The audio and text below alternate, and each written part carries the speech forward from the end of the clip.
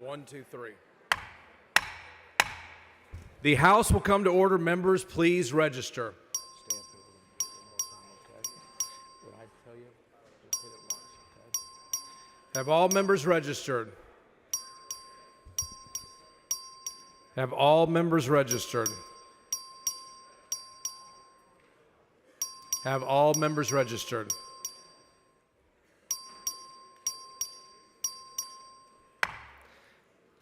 A quorum is present. The House and gallery will please rise for the invocation, which will be offered by Pastor Scott Wall from Capital Commission in Austin. Thank you, Mr. Speaker. Good morning, members. Long time no see. Glad to have everyone here.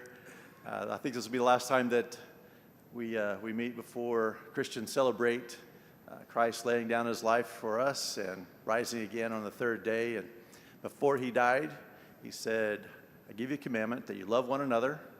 He said, greater love is no one than this, that he lay down his life for another. I'm hoping that if I asked you, would you be willing to lay down your life for the other 149, that you would say yes. I know yesterday was a long day, and so maybe not for everybody, but I think that's what he's called us to do. I know it's been challenging, but he still called us to love even in the midst of the challenging times. In fact, he said, love our enemies. I hope you don't consider each other enemies, but he did raise the bar. And so I want to pray in regard to that kind of sacrificial love that Jesus called us to. Let's pray. Heavenly Father, we come before you with humility and gratitude, lifting up this Texas legislature to your throne of grace. Know that Jesus showed us the greatest love of all by laying down his life for us. He said he didn't come to be served, but to serve and to give himself as a ransom for many. May that same spirit of sacrificial love fill the hearts of every member of this legislature.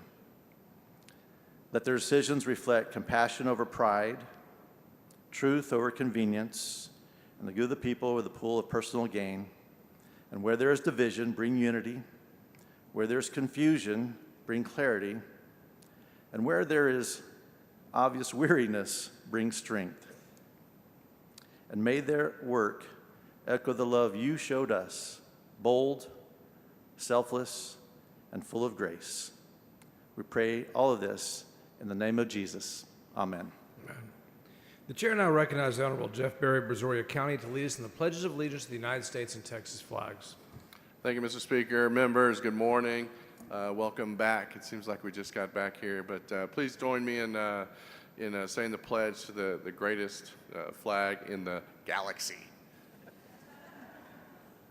I pledge allegiance to the flag of the United States of America, to the republic for which it stands, one nation, under God, indivisible, with liberty and justice for all. And the Texas flag?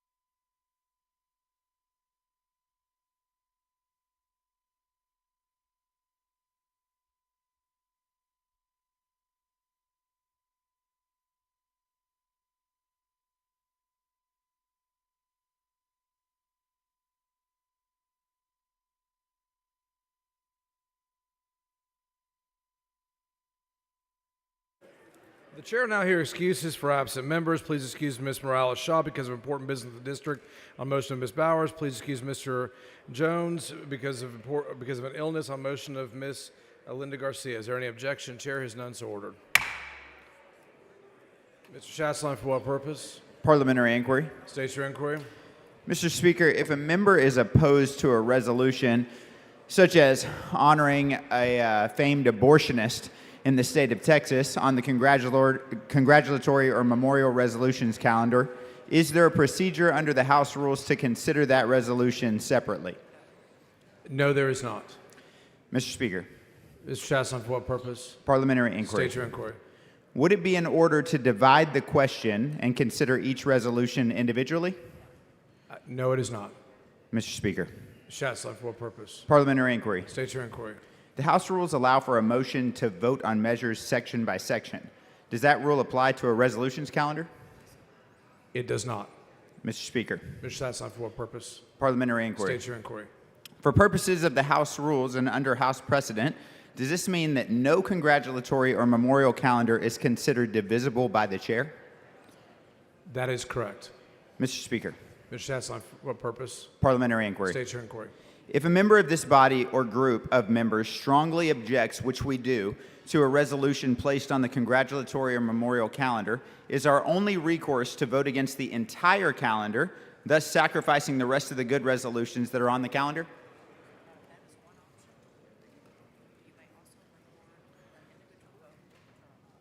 Mr. Chasson, that is one option. You may also record an individual registration of no with the journal clerk. Mr. Speaker, Mr. Chasson, for what purpose? parliamentary inquiry. State your inquiry. Is it true, though, that the majority of the body or every Republican in the Texas House, if they were to register a no vote, that resolution would still pass?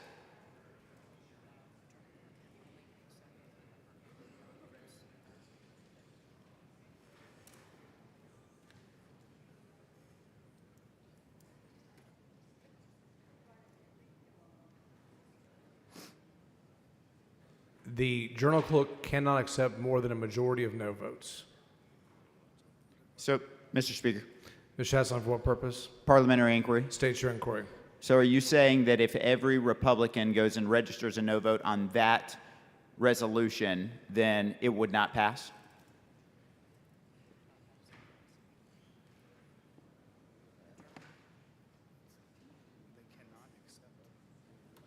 That is not what I said. The journal clerk cannot accept more than a majority of no votes. Okay. Mr. Speaker, Ms. Chasson, for what purpose? parliamentary inquiry. State your inquiry. Will the members of this body have the opportunity to speak against the resolution? No. Mr. Speaker, Ms. Chasson, for what purpose? parliamentary inquiry. State your inquiry. So it is the only way we can actually kill this horrific resolution is to vote down the resolutions calendar. That is your choice, Mr. Chasson. Mr. Speaker, For what purpose? parliamentary inquiry. State your inquiry. I move to postpone the consideration of today's memorial resolutions calendar until July 15th. You are not recognized for that motion at this time. Okay, Mr. Speaker, Mr. Chasson, for what purpose? parliamentary inquiry. State your inquiry. There's no possible way that any one of our members can come and speak against recognizing an abortionist on the Texas House floor today? That is not a proper parliamentary inquiry. Thank you, Mr. Speaker. Thank you, Ms. Chasson.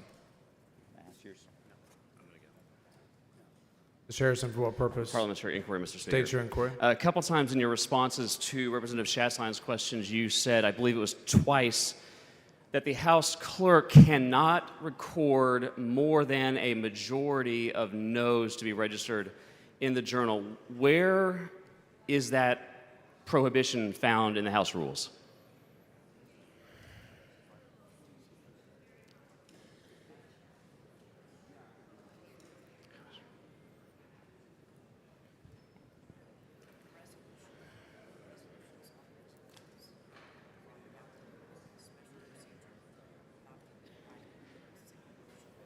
The resolutions on the resolution calendar are adopted by a special procedure, and they're adopted by a single motion.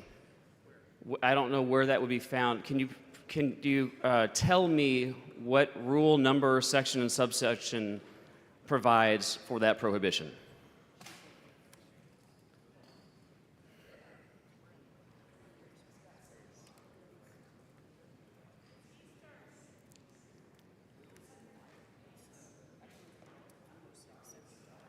Rule 6, Section 12. Mr. Speaker, while my colleagues and I are Mr. looking... Harrison, for what purpose? Parliamentary inquiry, Mr. State your Speaker. inquiry. While my colleagues and I are looking up that provision that you just referenced, what would happen should a majority or a majority plus one members of this body attempt to register a no vote with the clerk?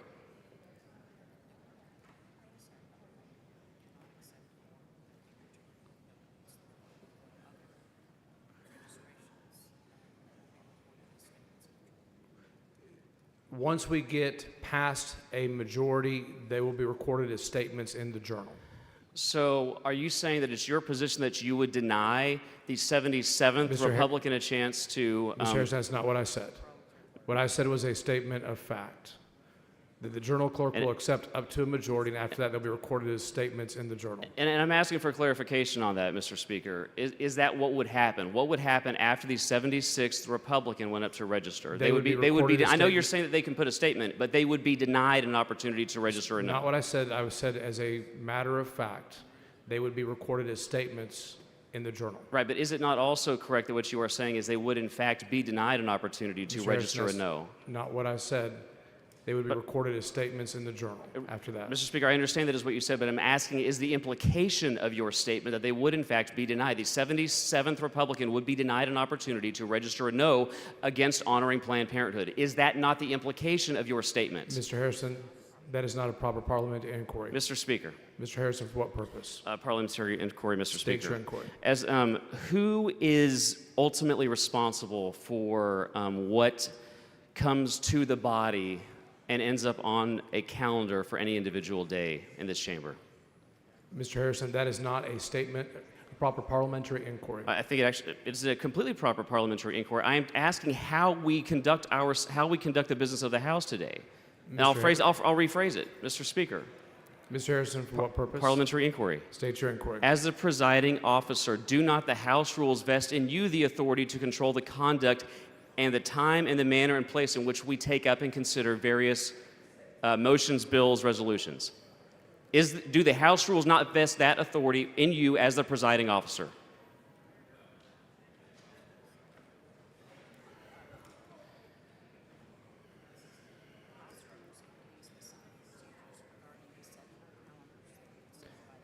Mr. Harrison, the House rules contain specific procedures for the setting of calendars by the House. They absolutely do. But but it is the ultimate responsibility for the adjudication of that process and make sure that process flows according to the House rules. Does that authority not reside with you as the presiding officer? Mr. Harrison, your question has been asked and answered. There are specific rules that dictate how calendars are set. And you are not denying that you are in fact responsible for Planned Parenthood being honored today on today's calendar. It's an outrage. Mr. Speaker, Mr. Little, for what purpose? parliamentary inquiry. State your inquiry. So, Mr. Speaker, pursuant to Rule 6, Section 11, I'm given to understand that the only way that the resolution honoring Cecile Richards could have made its way onto the congratulatory and memorial calendar is if a majority of the membership of the Committee on Resolutions calendar so adopts it. Is that accurate? Mr. Little, that is accurate. How can we find out which members of the Memorial and Resolutions Committee, let me start over. How can we determine or find out which members of the Committee on Resolutions calendars voted in favor of placing a resolution honoring Cecile Richards on the calendar? Is there a record vote? Mr. Little, there are committee minutes which you can reference. And I'm given to understand that Mr. this Little, for what purpose? parliamentary inquiry State your inquiry. and the minutes for the House Committee on Local and Consent calendars records those votes determining which resolutions go on that calendar. Is that accurate? Mr. Little, that is accurate. And Mr. Speaker, Mr. Little, for what purpose? parliamentary inquiry. State your inquiry. Once the members of the Committee on Local and Consent calendars elect to place certain resolutions on that calendar, is there anything that a member of this body can do to remove it once it has been placed there? Mr. Little, there is not. Thank you, Mr. Speaker. Thank you, Mr. I got it. Mr. Luther, for Mr. what Speaker, purpose? parliamentary inquiry. State your inquiry. Is there a way that we could get a record vote of how many people have filled out that form against a certain resolution? Ms. Luther, that will be printed in the journal. So there's no parliamentary inquiry. State your inquiry. So has it ever in the past been where you have looked at the votes and gave us a vote count so we can see if it is actually the Republican majority? No, ma'am. Thank you. Are we going to kill it? Are we going to kill it? Yes. Mr. Speaker, Mr. Money, for what purpose? point of information, Mr. Speaker. State your point of information. Mr. Speaker, it's my understanding that this bill, since the people were asking about it, the House Committee on Local and Consent Calendars, which is presided over by Chairman Jared Patterson, voted this out, and Representative Berry moved to place these measures on the congratulatory and memorial resolutions calendar, House Resolution 236 honoring Cecile Richards, and that the following members. That is not a proper parliamentary inquiry. Oh, it was a point of information, Mr. Speaker. Is it not? Sorry, Mr. Money, the rules do not authorize points of information. Oh. Mr. Money, for what purpose? Then I'm finished, Mr. Speaker. Thank you Okay. very much. Mr. Mr. Speaker, Harrison, for what purpose? point of parliamentary inquiry. State your inquiry. I'll phrase this as a question. Which committee has jurisdiction over the resolutions calendars now? Because my understanding is there's been a recent move to move it under a different committee. The Local and Consent Calendars Committee. Mr. Speaker, Mr. Harrison, for what purpose? point of parliamentary inquiry. State your inquiry. Who is the chairman of the Local and Consent Calendars Committee? Mr. Harrison, that is not a proper parliamentary inquiry. It is Representative Jared Patterson. Parliamentary inquiry, was you Mr. Harrison, as for the what speaker? purpose? Parliamentary inquiry. State your inquiry. Do the House rules stipulate that you, as the presiding officer and speaker, appoint the chairman of all House committees?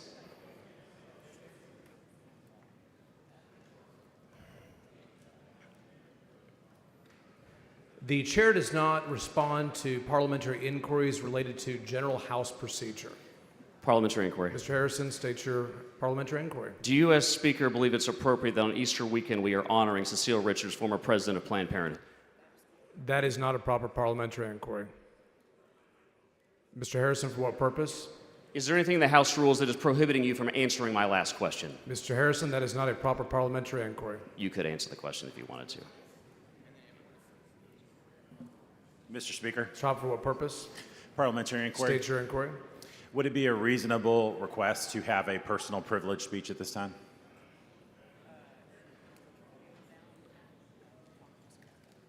You can bring your request down front. Mr. Speaker, Mr. Harrison, for what purpose? I move to reduce to writing and place in the journal all the remarks of the previous dialogue. Members, you've heard the motion. Is there any objection? Chair is none so ordered.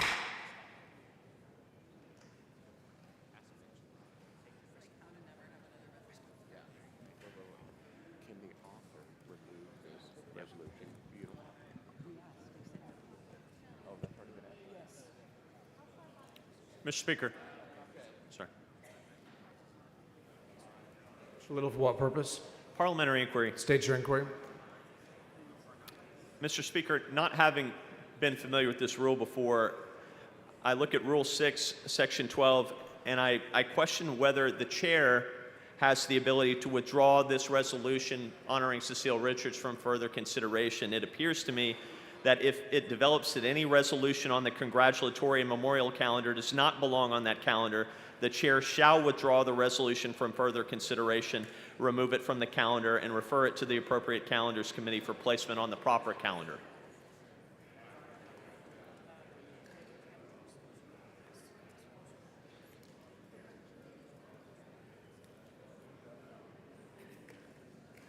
Mr. Little, the committee had jurisdiction over the resolution. And It is a memorial resolution. parliamentary inquiry? State your inquiry. I understand, Mr. Speaker, that the committee did in fact have jurisdiction over it and voted on it, but isn't it correct that if you, the chair, find that this resolution should not be on the calendar, that you have the authority to remove it? For whatever reason you like. Mr. Little, I have responded to your inquiry. Thank you, Mr. Speaker. Mr. Dale, for what purpose? Parliamentary inquiry. State your inquiry. Is it standard procedure to honor people who have killed millions of unborn babies? So that is not a proper parliamentary inquiry. Thank you, Mr. Speaker.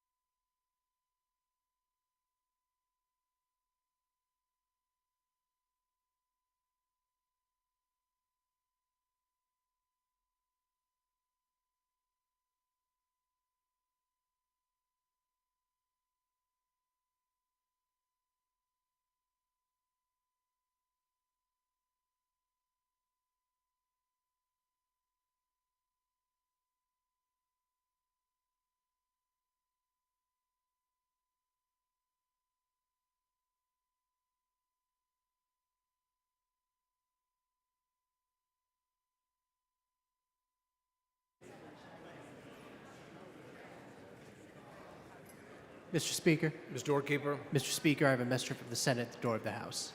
admit the messenger. Thank you, Mr. Speaker. I'm direct. What kind of cologne you got on, man?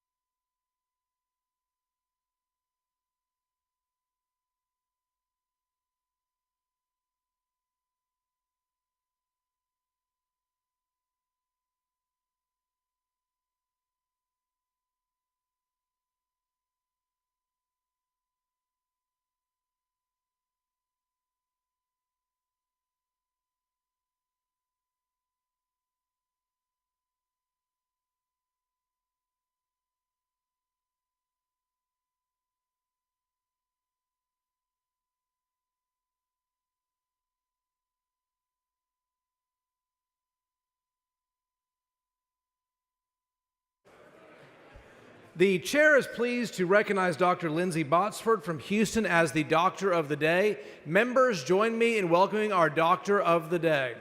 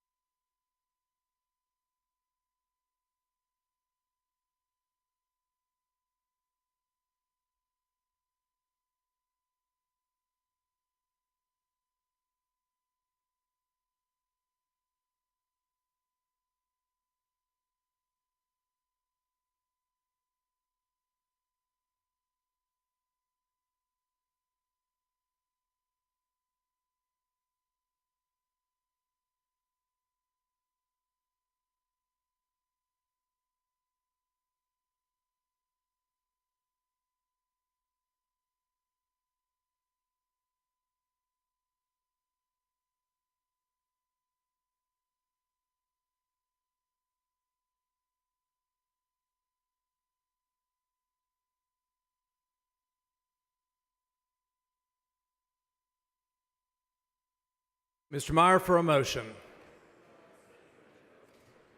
Thank you, Mr. Speaker. Members, I move to suspend the 5-day posting rule to permit the Committee on Ways and Means in a public hearing on Monday, April 21st, 2025 at 1 p.m. in room JHR 140 to consider HB 4847 by Hunter relating to the dissemination of certain school district ad valorem tax-related information and HB 3199 by Craddock relating to the requirement that certain ad valorem tax-related notices be delivered to a property owner by certified mail. Members, you've heard the motion. Is there any objection? Chair is none, so ordered. Mr. Van Diever for a motion. Thank you, Mr. Speaker.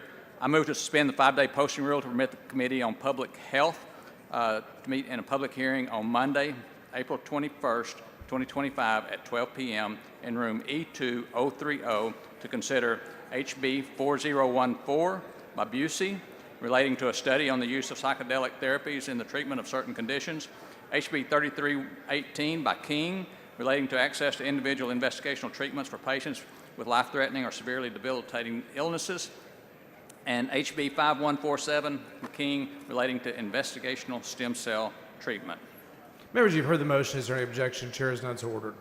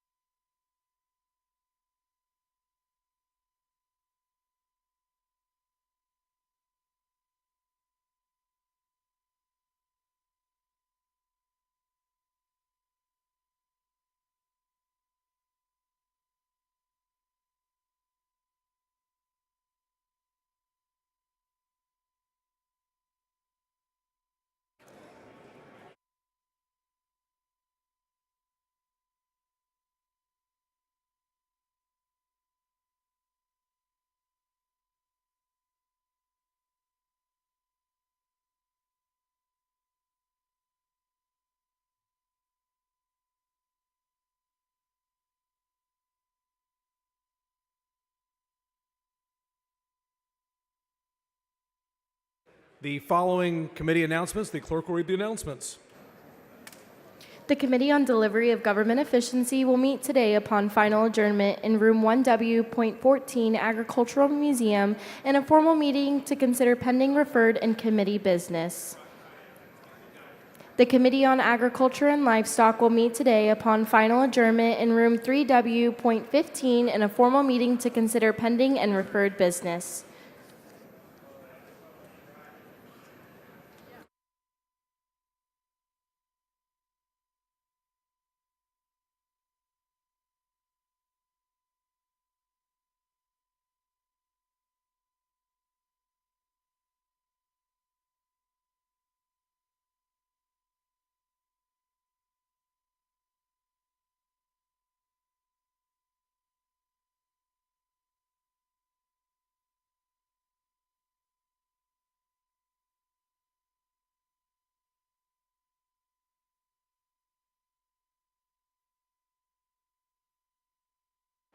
Chair recognizes Ms. Hicklin for a recognition.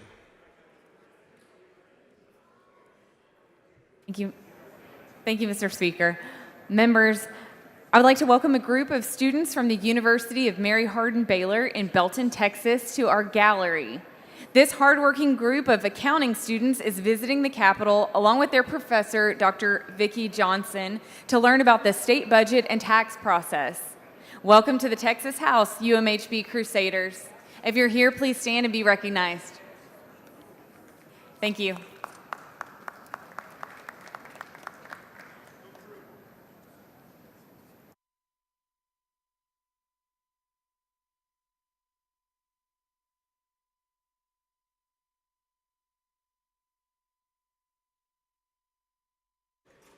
Chair recognizes Ms. Flores for a recognition. Thank you, Mr. Speaker. Members, please join me in congratulating Chef Reina Morris and her daughter Paola Guerrero Smith as they celebrate the 20th anniversary of their restaurant, the Buenos Aires Cafe, here in my district. In 2005, Reina founded the Buenos Aires Cafe in Austin to showcase the flavors of her native Argentina. 4 years later, Paola officially joined her mother to help her open their second location. Since then, the restaurant has become one of the more popular in the city, winning a Best of Austin award from the Austin Chronicle for each of the last 3 years. The Buenos Aires Cafe has won over, in the words of one local food writer, a legion of loyal customers. Austin diners have made this restaurant one of the city's favorite destinations. As we celebrate this significant milestone, please join me in recognizing Reina and Paola as we congratulate them for the 20th anniversary of the Buenos Aires Cafe. They're up in the gallery, members. Please welcome them to your Texas House, and congratulations on all of your great work. And we really appreciate what you do for Austin.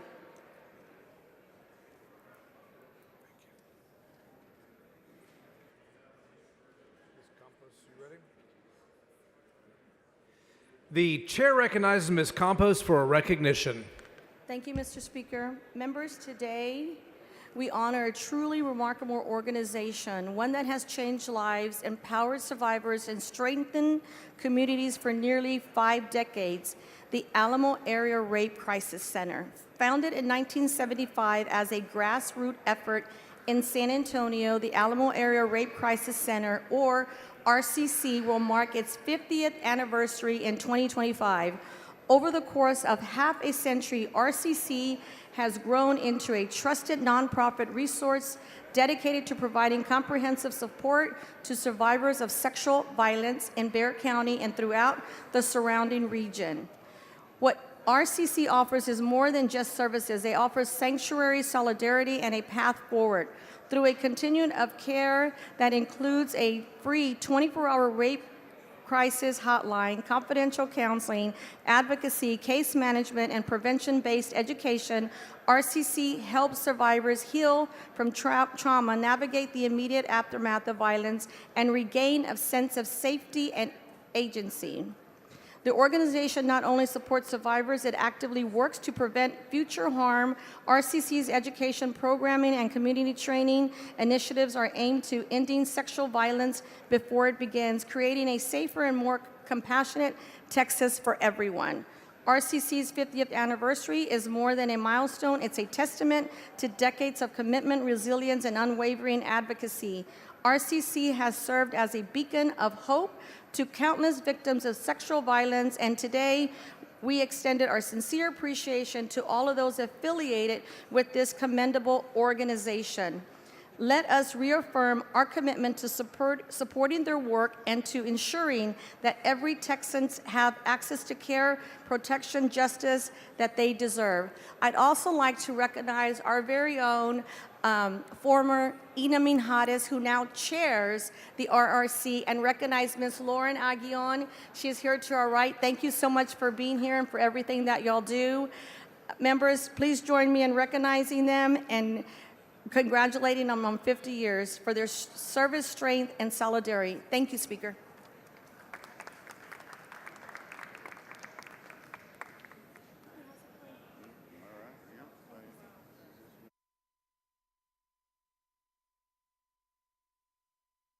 The following announcement, the clerk will read the announcement. The Committee on Energy Resources will meet today upon final adjournment in room 3W.9 in a formal meeting to consider pending, referred, and committee business.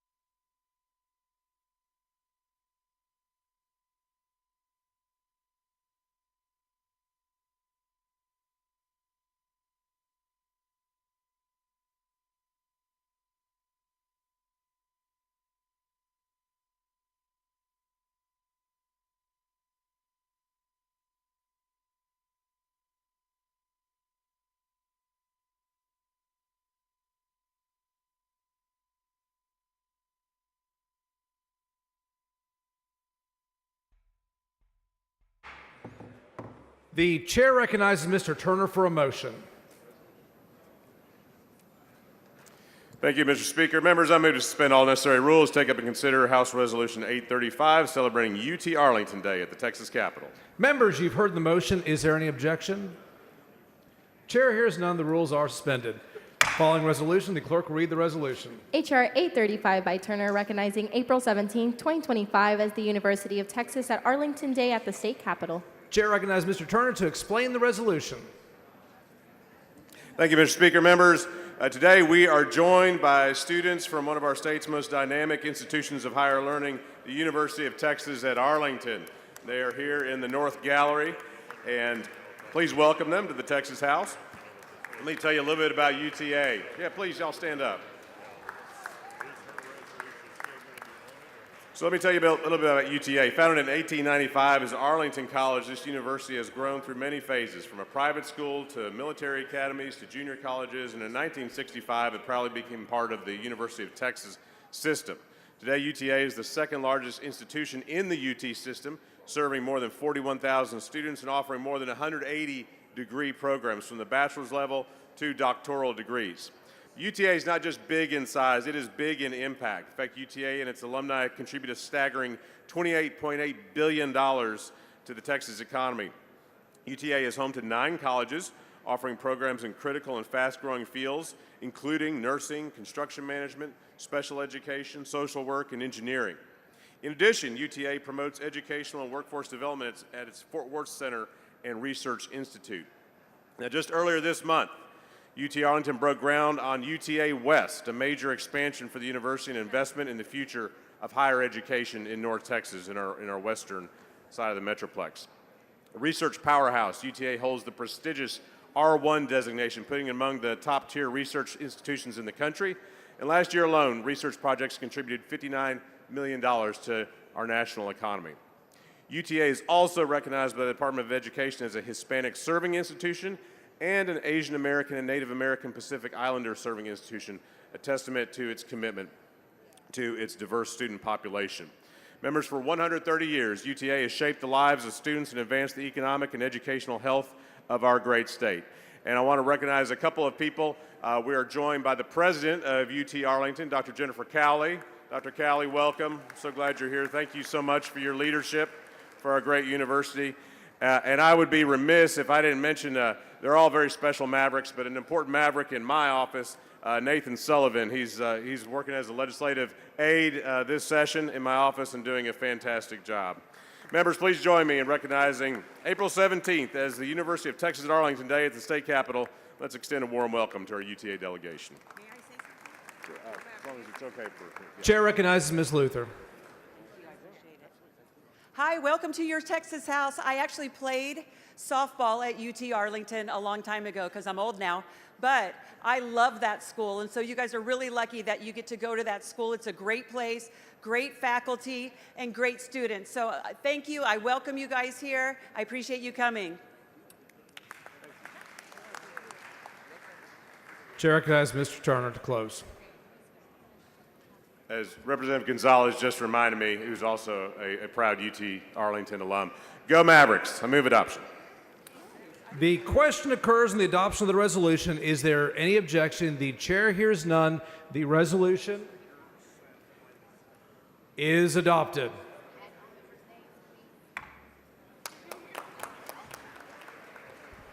Ms. Collier moves to add all members' names to the resolution. Is there objection? The chair hears none. All members' names are added.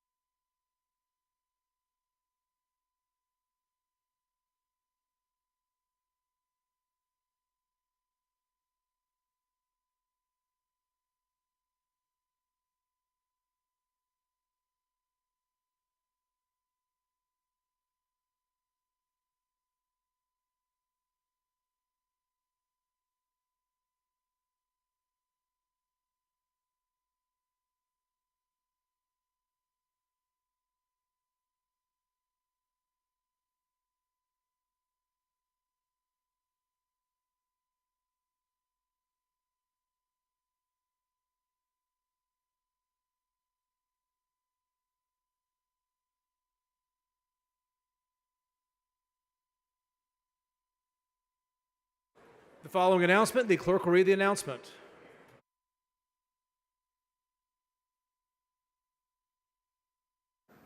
The Committee on Trade, Workforce, and Economic Development will meet today upon final adjournment in Room 1W.14 Agriculture Museum in a formal meeting to consider pending, referred, and committee business.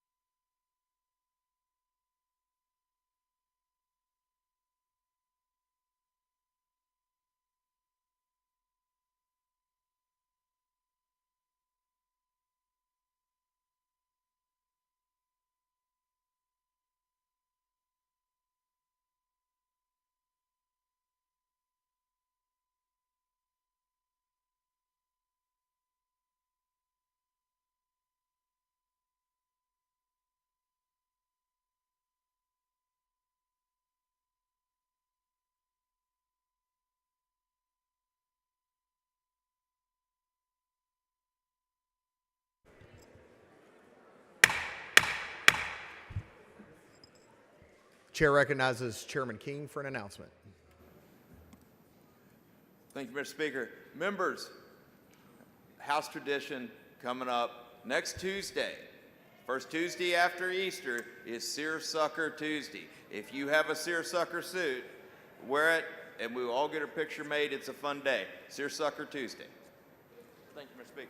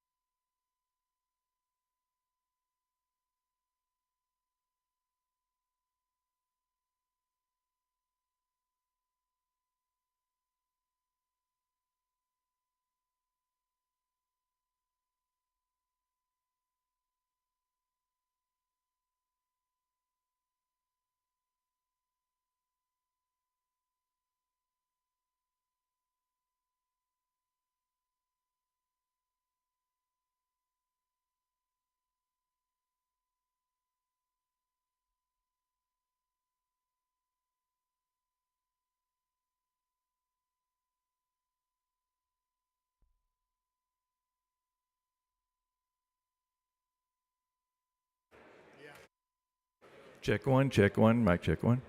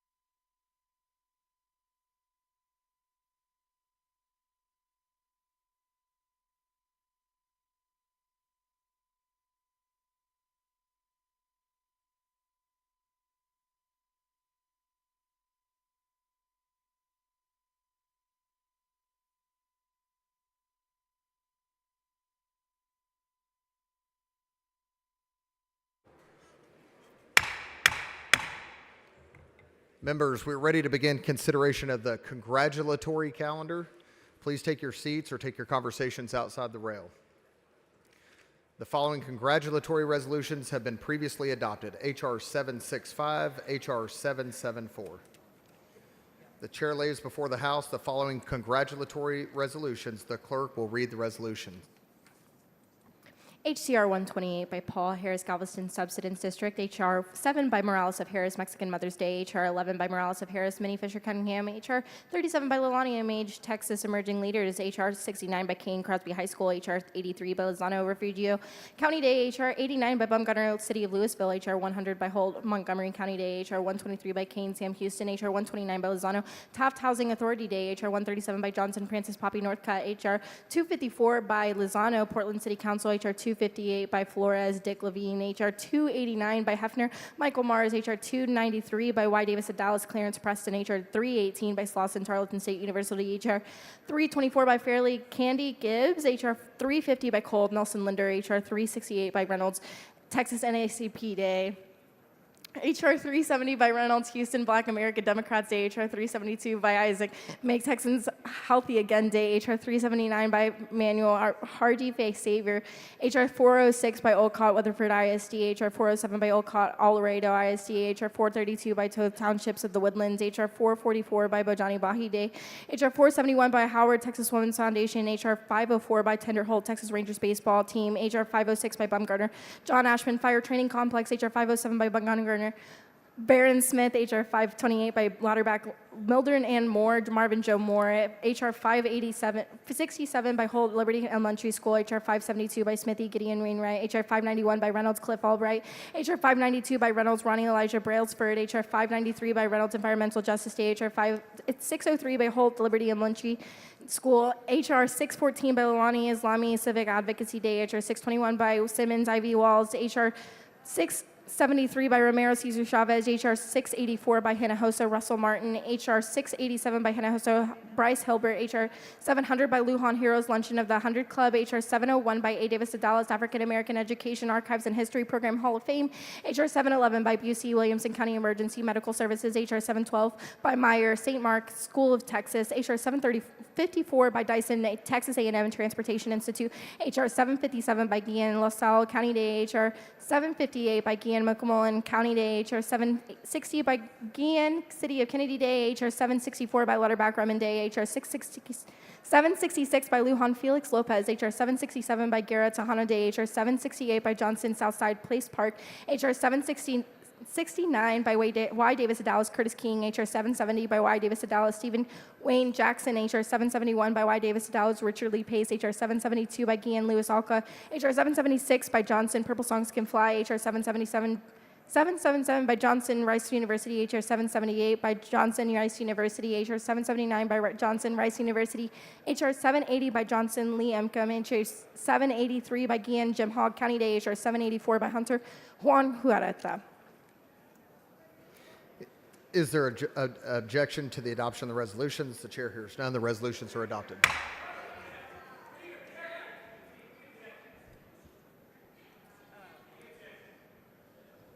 the congratulatory. Members, these are the congratulatory resolutions.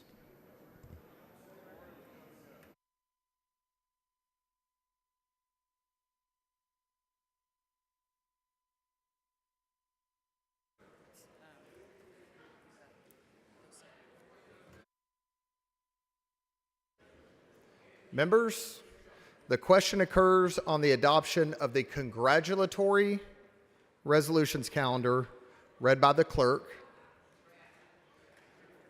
Mr. Harrison has requested a record vote. The clerk will ring the bell. Show Mr. Canales voting aye.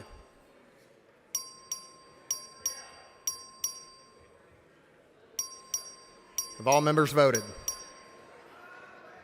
Show Ms. Fairley voting aye. Show Ms. Gervin Hawkins voting aye. Have all members voted?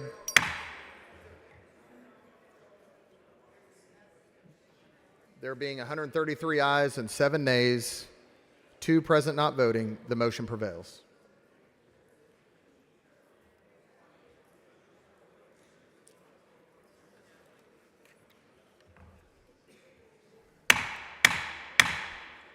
Members, take your seats. We are ready to begin the consideration of the memorial calendar. The chair lays before the House the following. Mr. Speaker, Oh, Mr. Money, for what purpose? will the gentleman yield for questions regarding the memorial calendar? No one has the floor, Mr. Money. Did you just lay it before the House? Not yet. All right.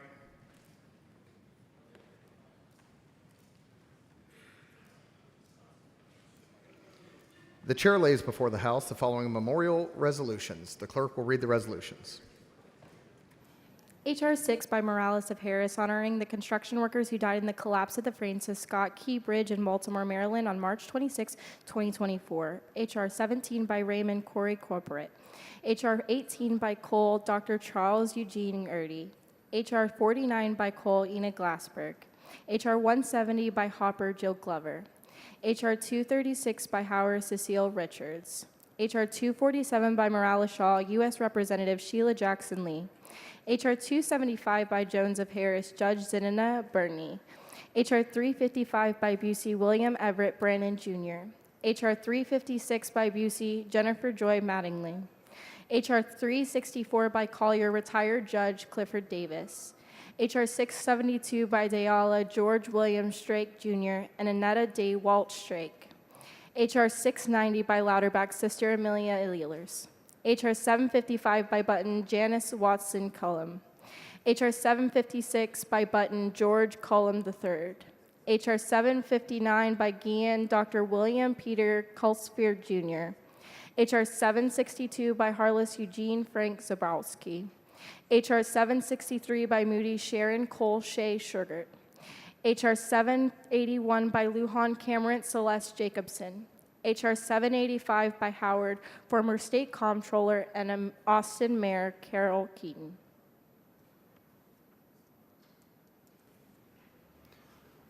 The chair recognizes Mr. Guerin for a motion. Thank you, Mr. Chairman and members. Members, I move to adopt the memorial resolutions read by the clerk. The chair recognizes Mr. Hopper to speak against the motion.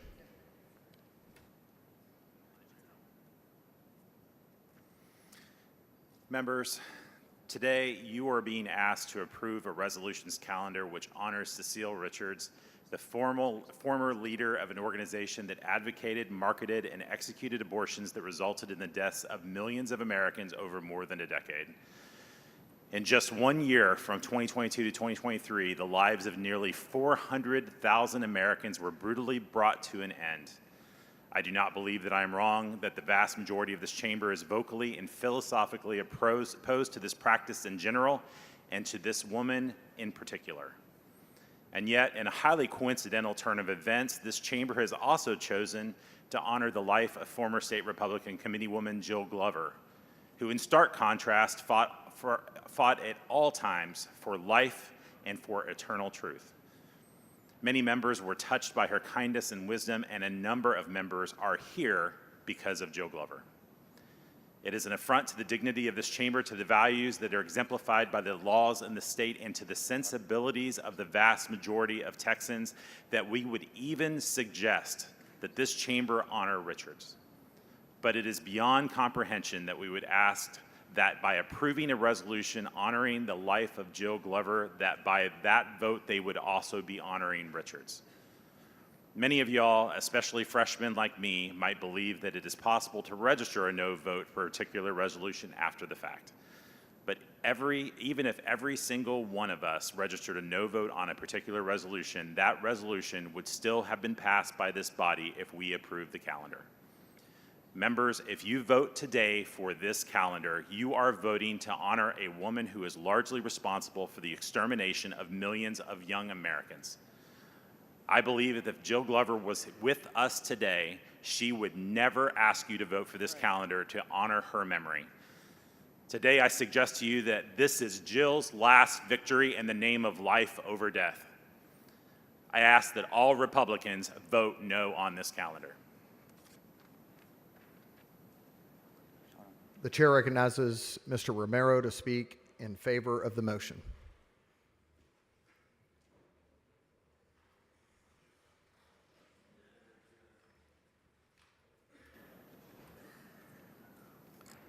Thank you, Mr. Speaker. Members, I promise you, you won't see me up here speaking for or against very often, and I hope that when I do, I can have a little bit of impact on you. And while I respect tremendously what Representative Hopper discussed in terms of Jill Glover, I didn't know Ms. Glover, and I'm sure maybe many of you did. Maybe her life did have an impact on you, and maybe that is why you're here. And I respect that. I had a great conversation with Representative Money yesterday. He sits right behind me. I turn around and talk to him quite often.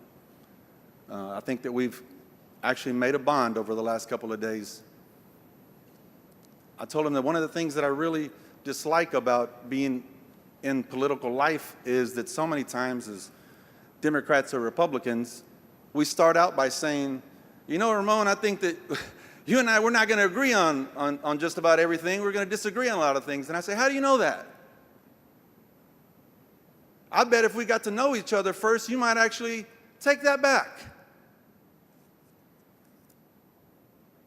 And the only way we're going to know that is if we get to know each other.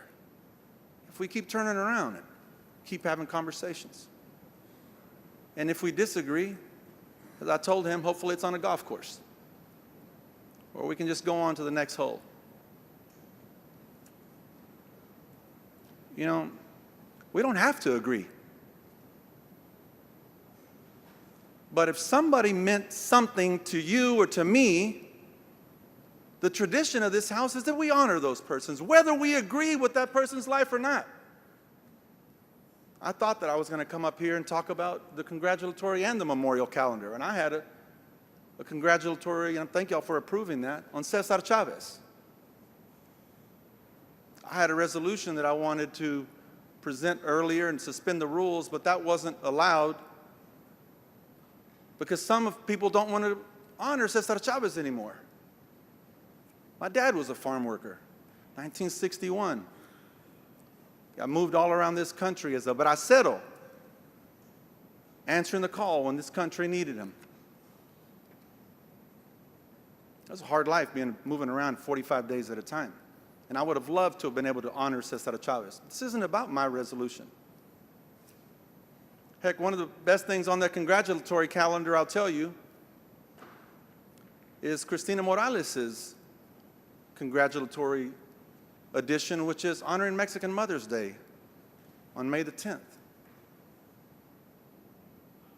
On this calendar as well, Sheila Jackson Lee. Oh, Houston.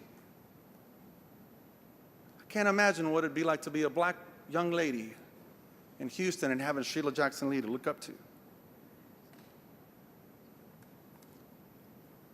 Representative Collier has Judge Clifford Davis of Arlington. He assisted Thurgood Marshall in Brown versus the Board of Education. We've talked a lot about that in the past couple of days. 101 years of life. Imagine what an inspirational figure he was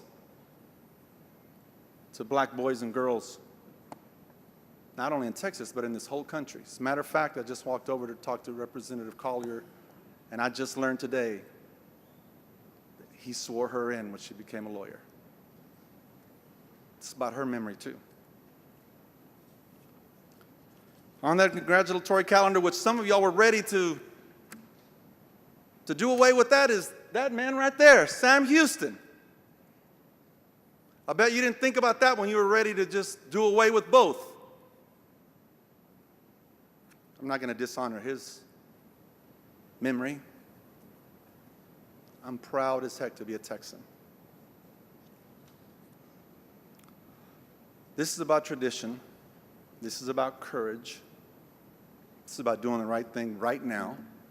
Don't be scared. The Texan I know, that guy right there, do you think he was scared? There was no fear in him.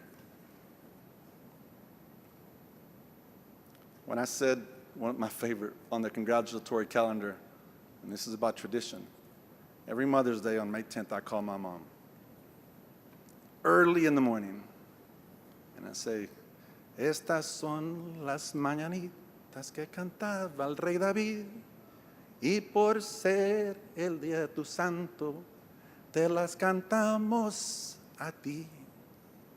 Despierta, mi bien, despierta, mira que ya amaneció, los pajaritos cantan, la luna ya se metió. See? Brings tears to her eyes too, JM. So I preach to you right now that you can have the courage to honor tradition in this Texas house where courage exists.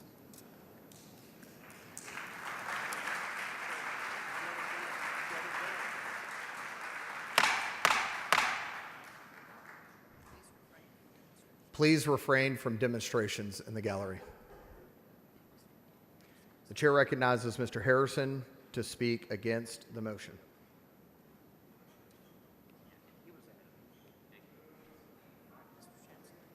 The chair recognizes Mr. Schatzline to speak against the resolution. Thank you, Mr. Speaker. Members, I want to first off say if you have memorial resolutions that you truly care about that matter, I would ask you to resubmit them. But the problem is today on this calendar, we have that we're honoring Cecile Richards, who is president of Planned Parenthood, who is responsible for the death of 63.6 million babies. And I know that's an uncomfortable truth. And I'm doing my very best to speak with compassion when I say this, because what I understand to be true is that we are a pro-life state that has passed legislation that lines up with our biblical values that says life begins at conception, and that is why we protect the unborn in this state. And yet, we have the audacity as the Texas House to bring before a resolution that honors a woman that perpetuates the murder of children. Who will speak for the 63.6 million babies? We will. Who will stand in the gap? Because I get it. As a member, you're supposed to have a right. You're supposed to have a right to talk about those who have died in your district. Who's talking about the 63 plus million babies who have died? Who's speaking? And you're right, I am. I don't know who said it, but you're right. And I'm going to keep talking about it. Because the reality is that if we don't speak about them, they will be forgotten. And that is how society declines.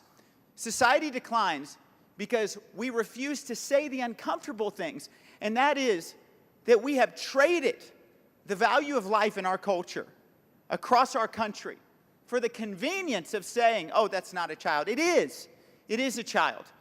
Not only does our Bible say that it's a child, but science tells us that it's a child. And so today we stand in solidarity, and I'm asking if you are someone who believes in life in this chamber, I'm asking, will you vote no? Will you speak up for the 63.6 million babies who lost their life? Will you speak up by voting no on this calendar? Because, members, it's very simple. A yes vote to this calendar today is to silence the voices of those who have no voice. It's to silence the voices of those who were murdered senselessly. Mr. Little, for what purpose? Mr. Speaker, does the gentleman yield for questions? Does the gentleman yield for questions? Once I finish, I will. Not at this time. Members, if you want to honor Jill Glover today, you will vote no, because there is no better way to honor the life of that incredible woman than to take down this calendar. And I'm expecting it. Republicans, I know you in this chamber. I know many of you have fought for the pro-life cause. This is the easiest vote you will take. It's to stand up and be a voice for those who have no voice today. Yes, I'll yield for questions. Mr. Speaker. For what purpose? Does the gentleman yield for questions? Does the gentleman yield for questions? Yes, I do. He yields. With great respect for my friend Representative Romero, I believe that tradition is too high a price to pay for my conscience. And I think you believe that too, don't you, Mr. Schatz? Absolutely. Couldn't have said it better myself.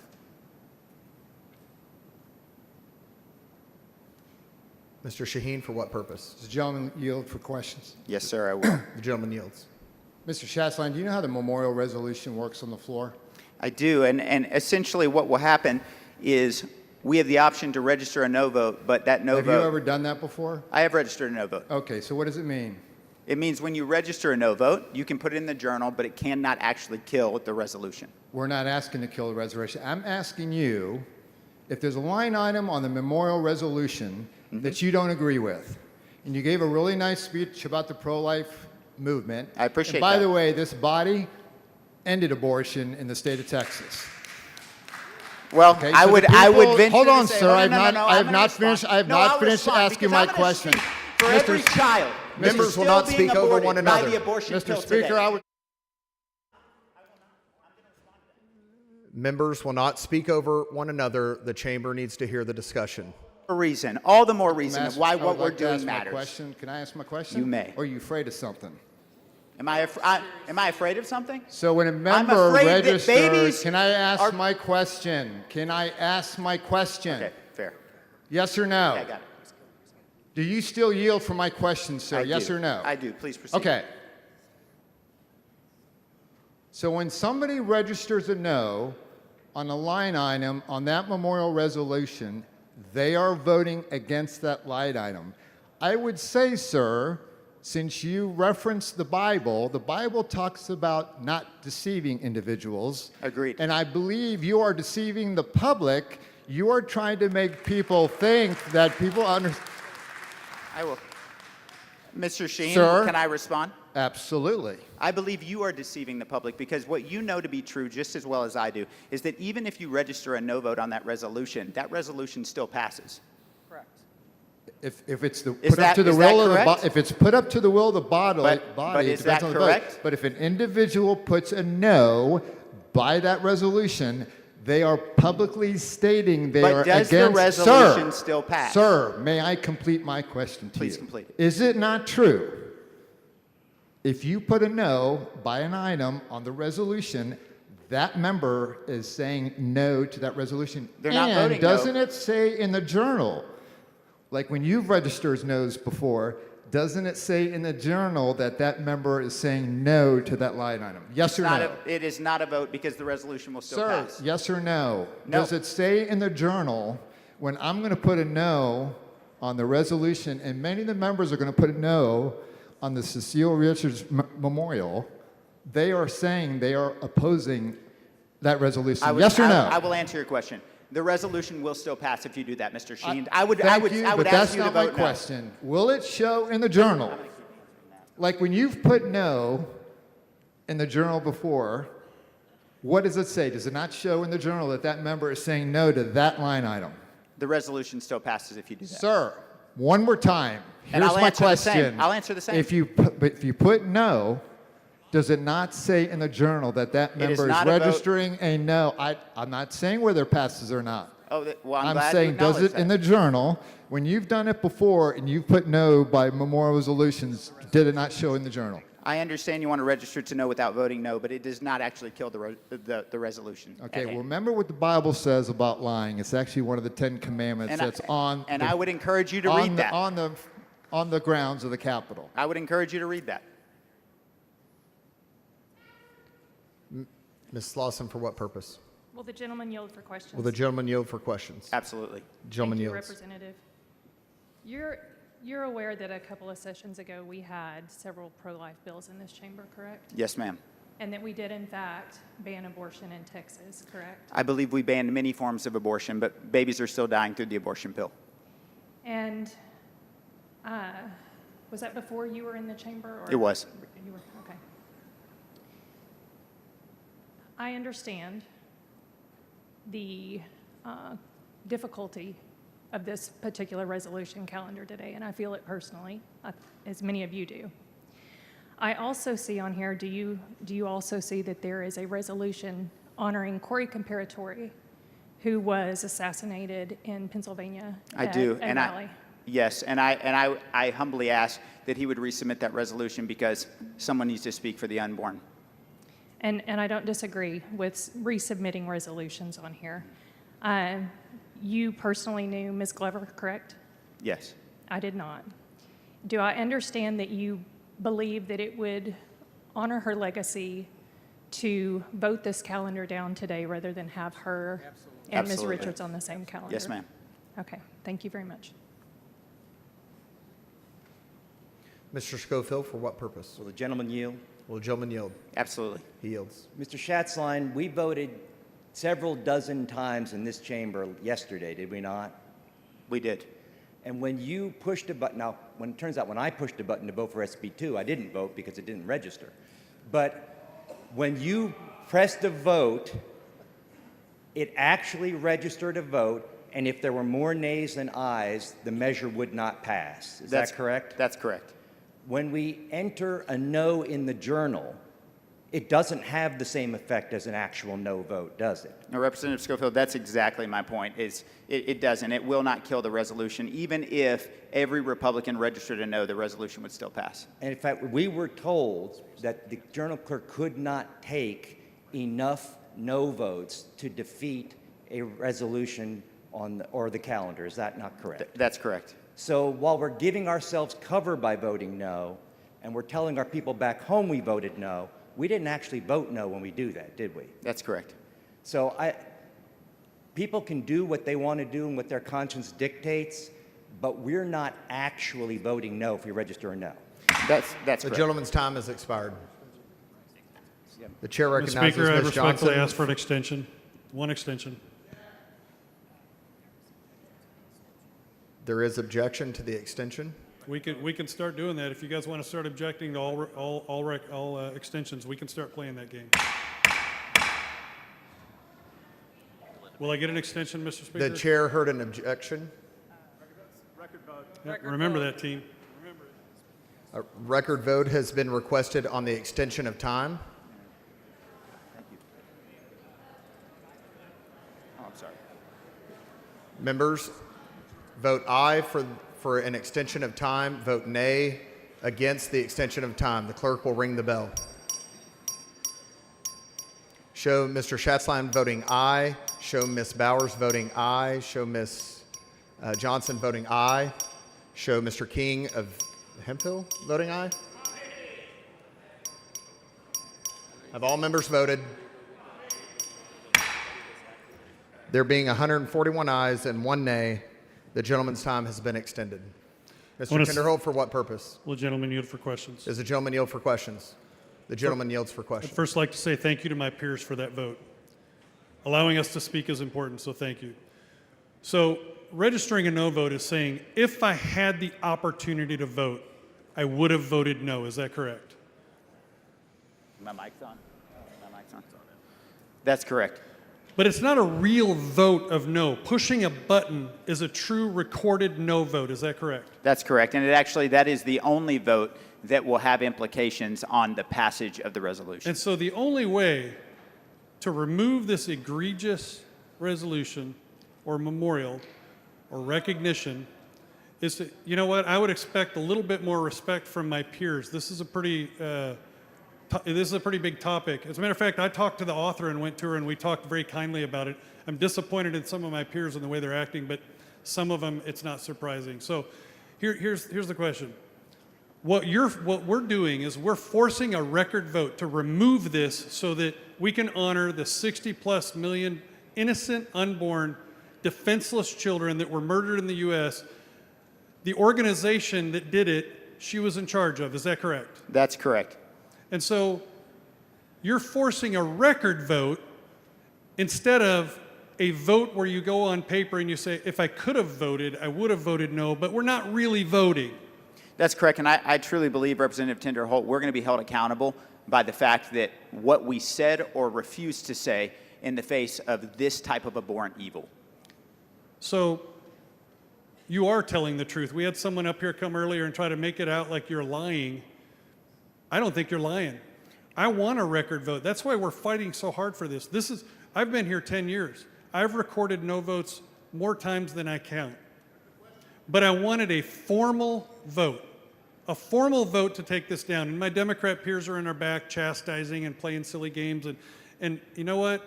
It shows who some of them truly are. I want to vote on this, and I appreciate you doing this. Thank you. I want to push a button and say no. I want the same thing. Mr. Speaker, Mr. Money, for what purpose? Will the gentleman yield for a few questions? Will the gentleman yield for questions? Yes. The gentleman yields for questions. Mr. Schatzline, I have a few questions in case some people in the gallery or in the chamber or watching at home don't understand who Cecile Richards was. Are you aware that Ms. Richards was the president of Planned Parenthood from 2006 to 2018? Yes, I am aware. And Mr. Schatzline, what is Planned Parenthood? Planned Parenthood is an organization that, in many ways, perpetuated the murdering of children. Okay, it was and probably still is America's largest abortion provider. Is that correct? That's correct. And are you aware that during Cecile Richards' tenure as president of Planned Parenthood performed approximately 3,890,000 abortions nationwide based on their own annual reports and the Guttmacher Institute estimates? I knew it was a large number. I was not aware of the exact number. Are you aware that during Cecile Richards' tenure as president of Planned Parenthood, between 837,000 and 890,000 abortions were performed in Texas, according to Texas DSHS and Guttmacher Institute data? I did not know it was that many, but yes, that's heartbreaking and really why we must vote this down. Are you aware that Ms. Richards came under fire in 2011 for claiming, I believe on the Joy Behar show, that removing taxpayer funding for Planned Parenthood would deny mammogram access to women, despite the fact that Planned Parenthood does not provide any mammograms? I was not aware of that. And do you remember that in 2015, Planned Parenthood also came under fire for undercover videos that revealed it was illegally selling baby parts under Cecile Richards' leadership? I was aware of that, and I'm glad you brought it up because I didn't mention it in my speech, but absolutely I was aware of that, and it is evil, it is disgusting, it is vile, and that's why we must vote no. And it is criminal. It is criminal. Do you remember in 2016 when Texas officials, citing those undercover videos, accused Planned Parenthood's Texas affiliates of Medicaid fraud, alleging improper billing for abortion-related services? And are you aware that Richards, as the president of at that time, was implicated in these oversight failures, possibly leading to the end of her 12-year tenure? Yes. And do you remember in 2017, after she had stepped down, when undercover video that revealed that during her tenure as president, Planned Parenthood was pressuring women here in Texas to have abortions and denying them prenatal care? Yes. Now, I don't assume that just because she did all of these horrific things and was one of the nation's most vocal advocates for baby murder, that there aren't other things in her life that she may have done that would be worthy of honor and recognition in this chamber. But are you aware of any of those things? The only thing I'm aware of is the things that we've talked about thus far. And you were here earlier in the chamber when we were asking questions of the speaker, and he told us he has no power to take down this resolution, correct? Yes, the onus is solely on us to vote this down. And we also talked, I believe. Well, can I correct that? The onus is solely on us, or if the speaker or the chair would like to go ahead and remove it. So it can go either way, but we're going to vote this down, I hope. I believe what he said is that the speaker has no authority, but that the chairman of calendars could have done so. Is that correct? That's information I'm hearing No, right now. I'm sorry, not the chairman of calendars. That's my mistake. The chairman of resolutions and local and consent. Understood. And that chairman is Jared Patterson, who is sitting on the dais behind you right now. Is that correct? Yes. And so he could have not brought this to committee, could have not voted it out of committee, and we wouldn't be dealing with this today. Is that correct? I would hope that he wouldn't, and I hope that it gets pulled before we even have to vote. I hope that he does as well. Thank you very much. Mr. Speaker. Mr. Little, for what purpose? Does the gentleman yield for questions? Does the gentleman yield for questions? Yes. Representative Gentleman yields. Schatzline, I don't think that any member of this body, Democrat or Republican, should be asked to drink a little bit of poison to their soul. If there is something in the calendar that is objectionable on any basis, no member of this House of Representatives should be required to vote the entire calendar up or down, Republican or Democrat. And I feel that this vote does damage to my soul if I have to vote this up or down, even regardless of registering a vote in the journal. And do you feel the same way? Representative Little, I couldn't agree with you more. I actually think it does more damage than we're talking about. I think it damages not just the soul, but it damages the reputation of Texas. It damages the value of life. It damages the way that we view the unborn. It damages what we as the state of Texas allow to be codified into our law books or resolutions, that when we pass a resolution, what we're saying is we agree or we celebrate this person, this life, this initiative, fill in the blank. We do not, as the state of Texas, want to celebrate what was done by Cecile Richards. Thank you, Representative Schessler. Mr. Speaker, Mr. Anchia, for what purpose? will the gentleman yield for some questions? Will the gentleman yield for questions? I will. The gentleman yields for questions. Representative Schatzline, you believe that abortion is murder, correct? Correct. You've said that, I think, repeatedly. You believe it is the killing of an unborn child, correct? That's correct. Do you and you have been very critical of Planned Parenthood. I haven't heard you talk about women who have abortions. Are they murderers? I'm sorry, I couldn't hear you. Are women who have abortions murderers? I think some of them unwillingly have committed murder. Unwillingly? Excuse me. What if, I'm sorry. I think many of them, yes, have committed murder. So and you some believe- of them, hold on, let me finish. Yeah.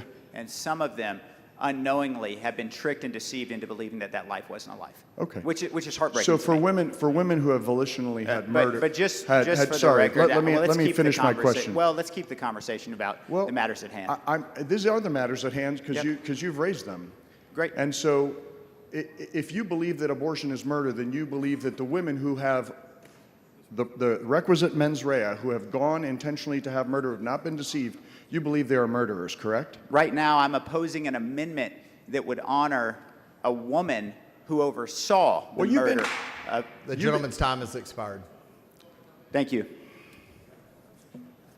The chair recognizes Mr. Harrison to speak against the motion. Thank you, Mr. Speaker. Members, I'm going to do my best to remain calm, but it's hard for me to put into words how outraged I am about this amendment. And I think I speak on behalf of the millions of Texans who elected their governments to do what their government has done. This body, the Senate, the governor, lieutenant governor, Texas is a pro-life state. And my colleagues who have spoken before me have done a fantastic job articulating the laws we have passed that evidence the fact that Texas values life and is a pro-life state.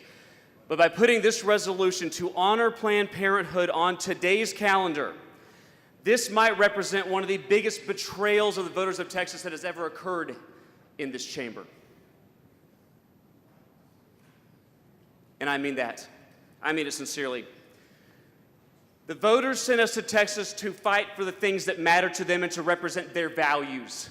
Protecting innocent life might be one of the values that the voters of the state of Texas prioritize above all. But by putting this resolution to honor a Planned Parenthood president, not just the fact that we're doing it, but when we are doing it, says something about our priorities of this chamber that do not reflect the priorities of our voters. This resolution today is being taken up before we have done the things that do matter to our voters. We have not yet taken up a single bill to even discuss the elimination of property taxes. We're putting Planned Parenthood ahead of that. By putting this resolution today, we are putting Planned Parenthood Ms. Flores, for what of purpose? ending the Mr. taxpayer. Speaker, will the gentleman yield for questions? Will the gentleman yield for questions? Not at this time. No, the gentleman does not yield for questions at this time. By putting this resolution on our calendar today, we are honoring Planned Parenthood ahead of ending taxpayer-funded DEI. We are putting Planned Parenthood ahead of ending taxpayer-funded transgender ideology at our state agencies and our public universities. And I want to clarify something that was made because there were some grotesque misrepresentations that happened on that microphone. They need to be cleared up.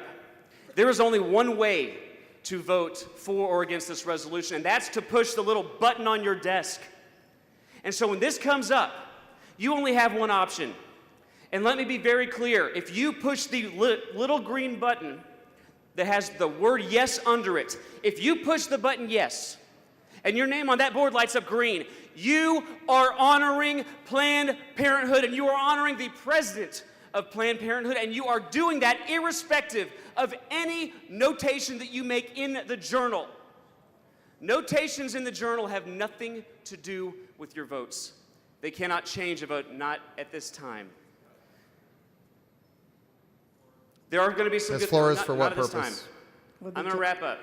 Will the guys. gentleman Will yield the for gentleman questions? yield? Not at this time, The gentleman respectfully. yield at this time. There are some good things on today's calendar that will die if enough of us vote no, as we should all do. There are some things that I wanted to vote yes for, and I'm sure there are things you want to vote yes for. But I want to be very clear about when those things die today, as they should. The people responsible for them not passing are not those of us who want to protect the honor of the unborn and stop a resolution from honoring Planned Parenthood. The people responsible for good things on today's calendar not passing are the leadership of this body. And that is where you should have fixed your blame. And I'm going to just close by this by saying, this is a disgrace to this body. This is a disgrace to this chamber. And Speaker Burrows, shame on you for letting this happen. And Ms. Chairman Flores, for Patterson, what shame purpose? on Does the gentleman you. yield for a question? Does the gentleman yield for questions? I will yield. Thank you. The gentleman yields for questions.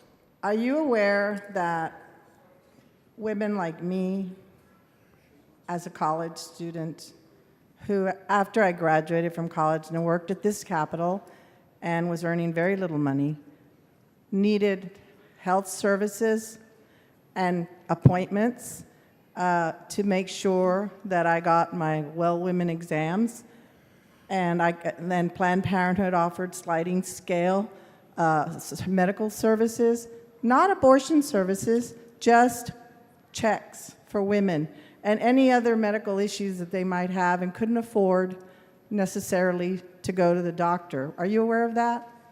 Your personal story and testimony is both fascinating and compelling. I asked a question. Well, Are you? I'm going to answer it as Okay. respectfully as I possibly can. I'm trying to be respectful given the subject matter that you just placed before the body. But with all the respect in the world, that has absolutely nothing to do with the motion that is before the body. The motion that is before the body is to whether we take up and pass a resolution to honor a president of Planned Parenthood. That is the only thing that I am talking about today. Are you aware that we are honoring a person, not a title or an organization?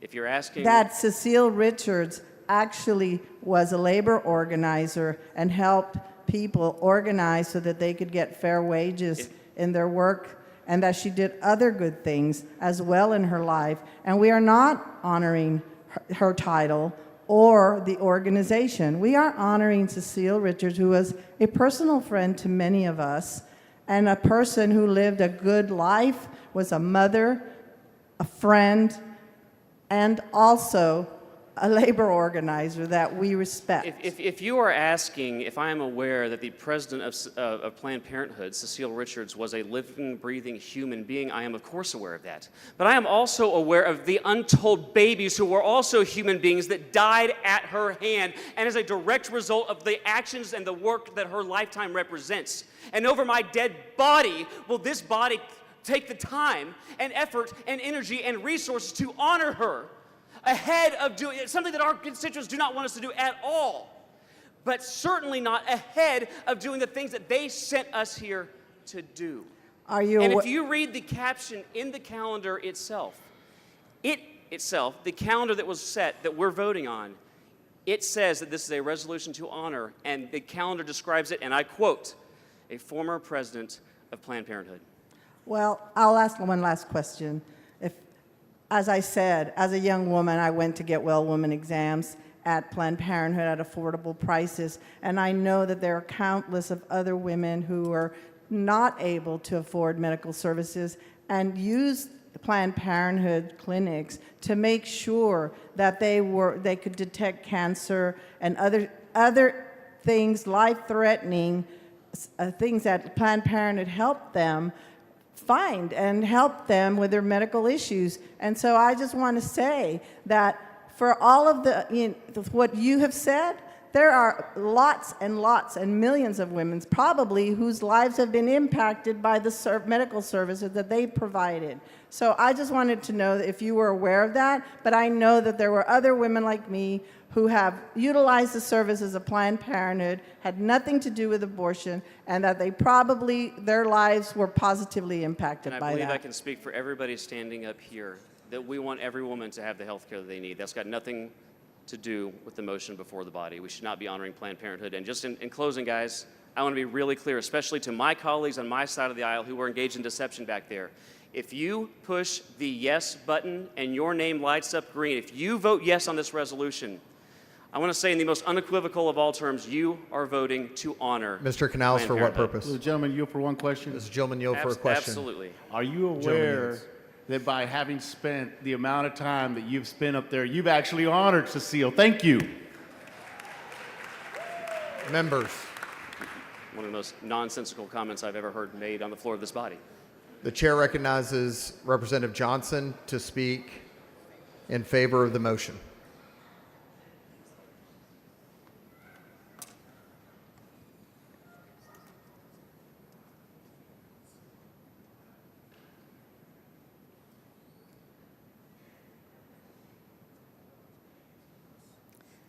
Zanetta Burney was from 3rd Ward. She got her GED. She went to TSU and became a lawyer. She made sure that folks got legal aid in Acres Homes. She was one of the first female African American judges.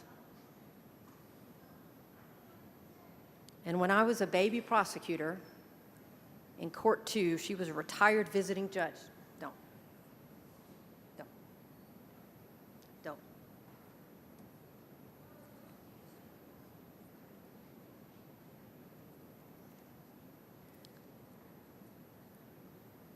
When you're in the courthouse in criminal cases, things are tough and they are raw.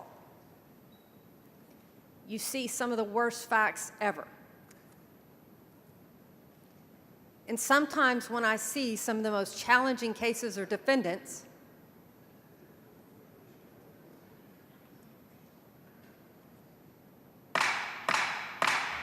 Members, please take your conversations outside the rail. I am reminded that my oath as a lawyer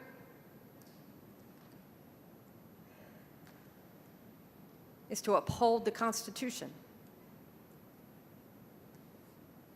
to not go into the sewer to chase a really bad defendant, because it is more important to uphold the promise of the Constitution and our people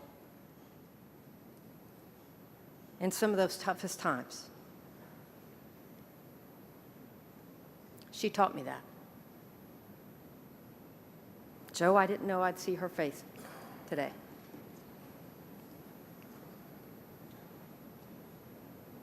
I think about the oath that we took when we got here in January. I think about the doors that we knock on in the campaign. I think about the political rhetoric. I think about the Twitter wars. But I think about the oath that we took to serve all Texans. One of the few things that we get to do that doesn't have anything to do with politics is a memorial resolution. And Richard Raymond and Pat Curry are honoring Corey D. Comparator of Sarver, Pennsylvania, as stated earlier today, a firefighter who died in the assassination attempt on Trump.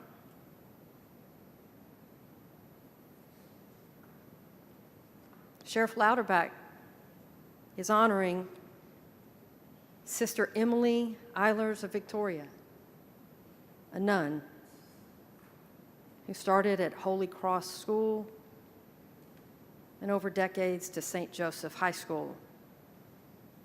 That makes me think about the nuns I knew at Mount Carmel High School, where I went to high school.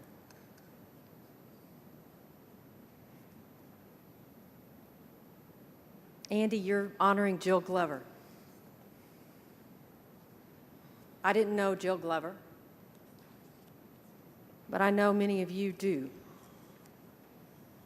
and she's important to you. And that's what this list is.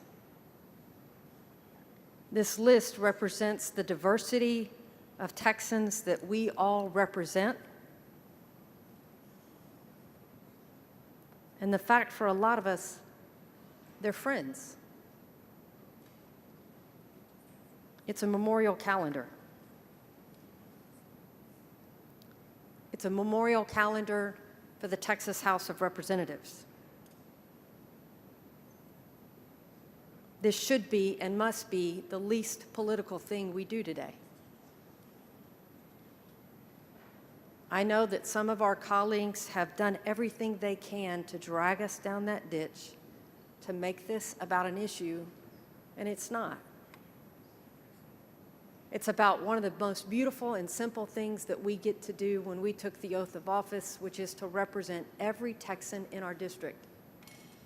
Because we are not supposed to pick and choose between Texans at this point. This morning, Scott asked us as we enter into Easter weekend, would you die for me?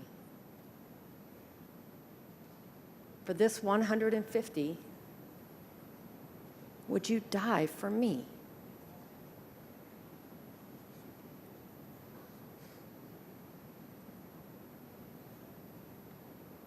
This vote is about this body. This vote is truly about this institution. It's not about politics. I respect each and every person's politics. This is about the beauty of coming together and recognizing and acknowledging death and every Texan. Don't pick and choose. Pick to take this vote together to honor the entire calendar.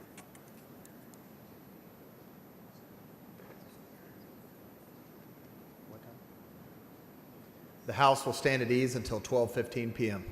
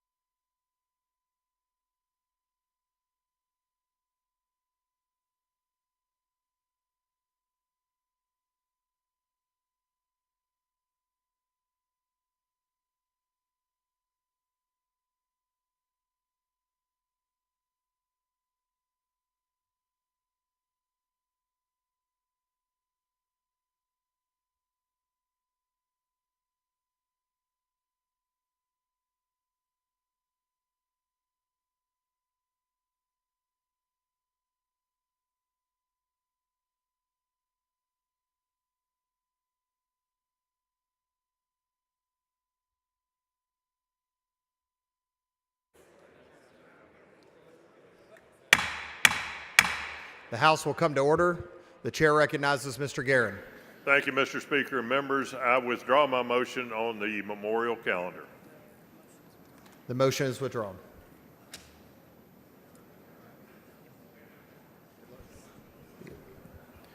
Members, the next order of business is consideration of the local and consent calendar. The chair has received more than 5 signatures objecting to the consideration of each bill and resolution on the calendar. Pursuant to Rule 6, Section 14, all bills and resolutions on the calendar are withdrawn from the calendar and returned to the Committee on Local and Consent Calendars, and the names of the members who filed objections will be entered in the journal.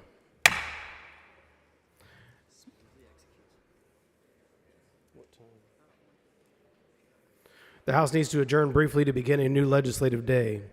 Mr. Guerin moves that the House adjourn until 1 p.m. today. Is there any objection? The chair hears none, and the House stands adjourned until 1 p.m. today.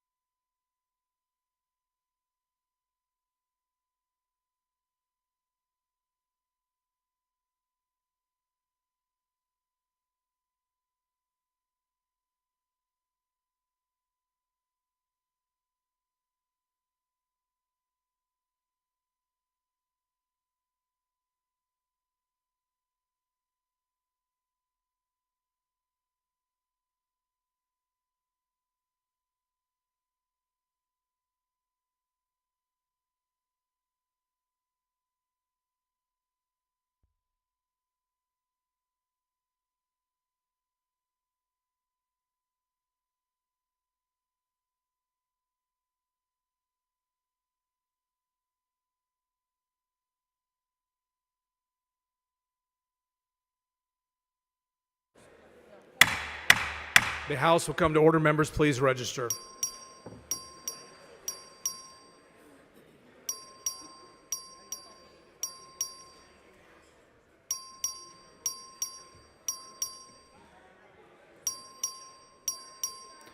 Have all members registered? Have all members registered?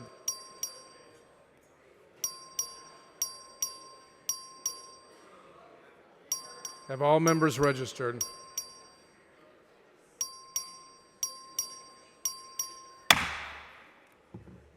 A quorum is present.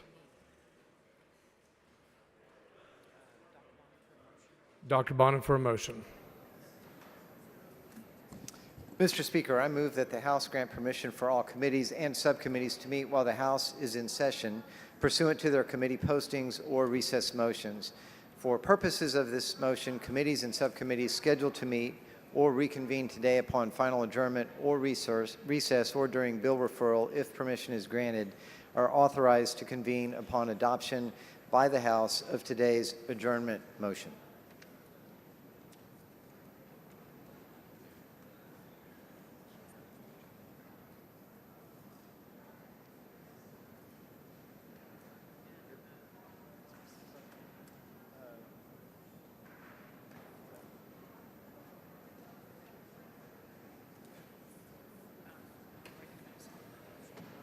Mr. Wu, for what purpose? Mr. Speaker, I move to transcribe the dialogue between Mr. Schatzline and Mr. Anchia and reduce it to writing and place in a journal. Members, you've heard the motion. Is there any objection? Chair is none, so ordered.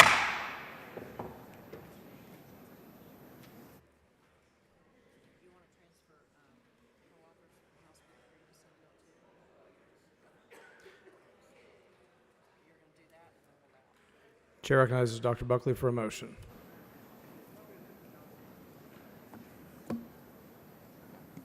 Thank you, Mr. Speaker. Members, Mr. Speaker, I move to suspend House Rule 8, Section 5D to designate as joint sponsors and co-sponsors of SB 2 all joint authors and co-authors for HB 3. Chair lays out on third reading. You've heard the motion. Is there any objection? The chair hears none, so ordered. Chair lays out on third reading SB 2. The clerk will read the bill.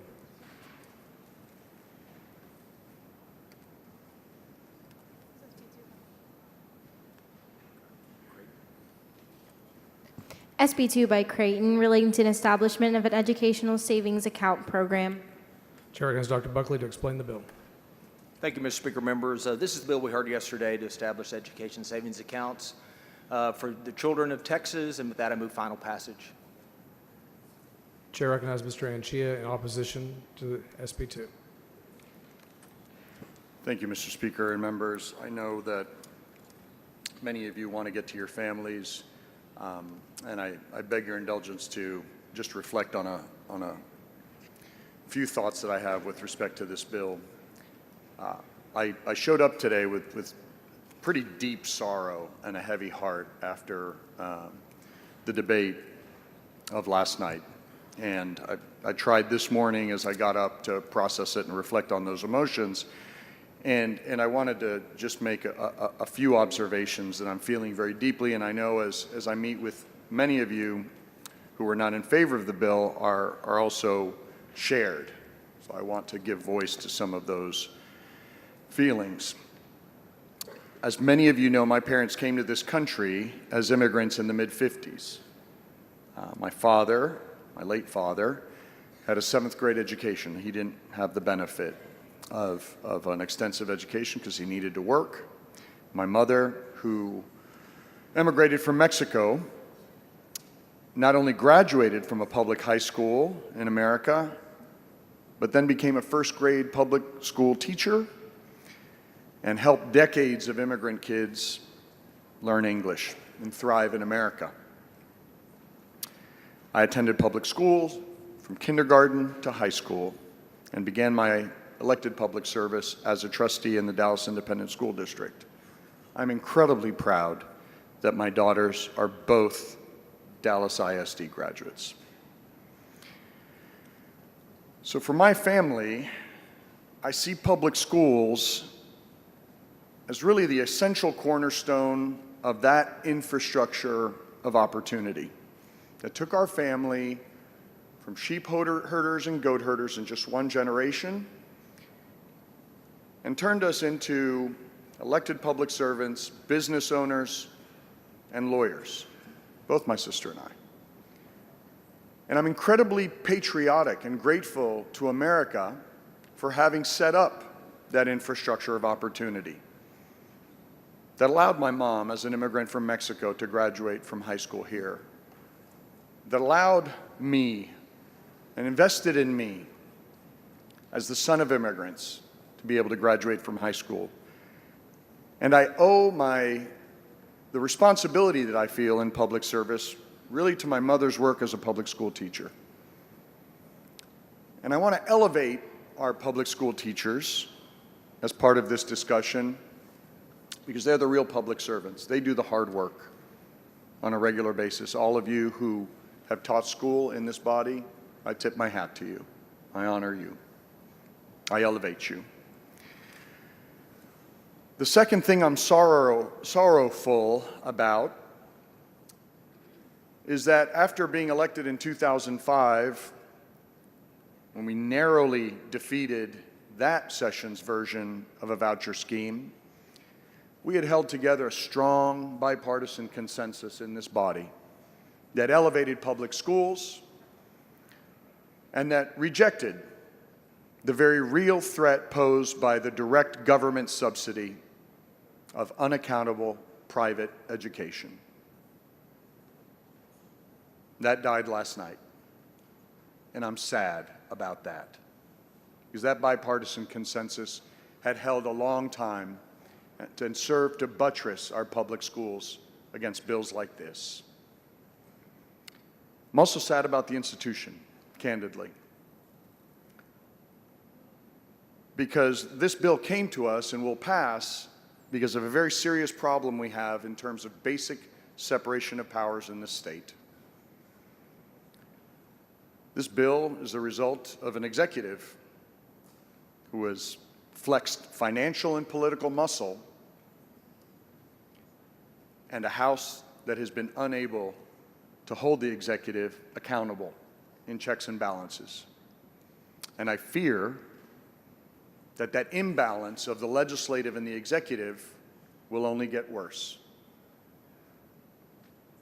So members, I know some of these words may rub a few of you the wrong way, but we sat here and many of us were ground into a pulp last night as we tried to stand in the breach and fight for our public schools.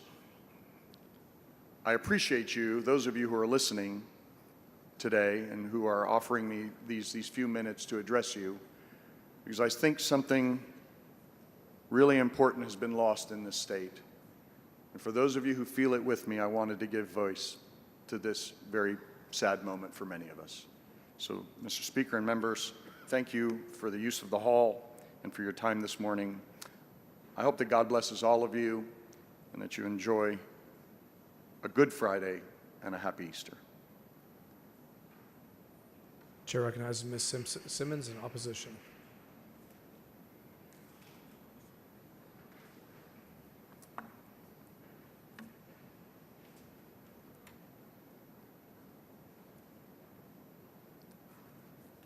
Thank you, Mr. Speaker. Members, I'm the proud product of public schools. Ruby L. Thompson Elementary, James D. Ryan Middle School, the Jack Yates Senior High School.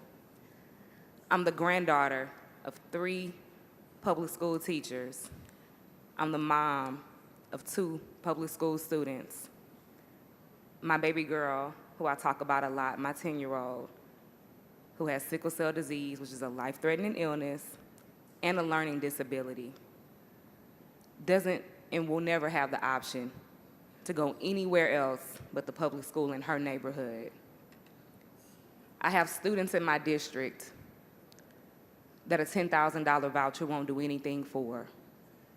And when their schools close in Sunnyside, in South Park, and on the southwest side of Houston, they'll have nowhere else to go. Article 7 Section 1 of the Texas Constitution charges us with the support and maintenance of public education.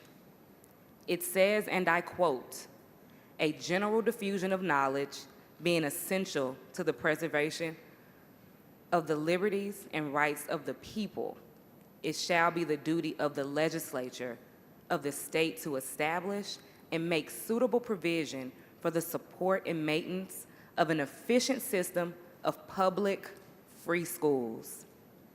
Supporting an efficient system of public free schools means improving education by focusing on real problems, not ones that were created by this body. We need to bring down class sizes, offer better early childhood education, and give teachers the freedom to teach, ensuring every school is well-resourced and staffed with high-quality teachers. I know that many of you feel you've been sent here by voters to pass vouchers, but many of you are here because of a shady movement to oust those who stood with our public schools. We are setting our children up for nearly a $7 billion price tag that they will never be able to recover from. We've seen this in Arizona, where voucher scams like this one have caused shortfalls so significant that they are considering cutting public health programs to make up the difference. Let's be clear. This ain't a joyous day. Our public schools deserve better. Our children deserve better. And instead of truly giving our schools the chance to thrive, we are placing them on unequal footing with private schools that have the resources, but none of the accountability. A vote for vouchers means that you're perfectly okay with sending our students to classrooms and campuses with no mandated safety measures, no requirements for teachers and administrators to be certified, no way for students to get to class, no guarantee of a hot meal, and absolutely no guarantee that they will be ready for college or to enter the workforce. How shameful to have voted just this week to strengthen our CTE requirements for our high school students, but then create a system that will drive their classmates from their campuses into the vile grasp of greedy for-profit corporations. I thought this chamber was about accountability, but it is proven that this chamber is about vendors and billionaires who simply want to line their pockets. When the fraud runs rampant, when the public coffers are ran dry, I hope that you can sleep at night. I hope that when we have to come back to fix the budget shortfall and face the very real fears of cutting public services, I hope that you all can pat yourselves on the back. This vote, members, will not be our ticket to hearing, "Well done, my good and faithful servant," but it will be our ticket to be the great destroyers of public education. Thank you, Mr. Speaker, and I hope that future generations will forgive us for this vote. Chair recognizes Mr. Martinez Fisher in opposition. Thank you, Mr. Speaker and members. I'm not going to sit here and try to persuade you to vote against the Senate bill. We tried that all day yesterday.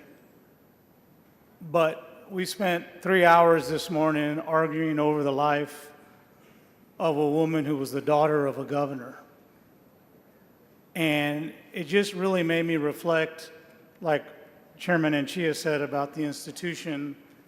And for those of us who've been here a while, it is our responsibility to enforce those norms and the culture that we have in this body about disagreeing without being disagreeable.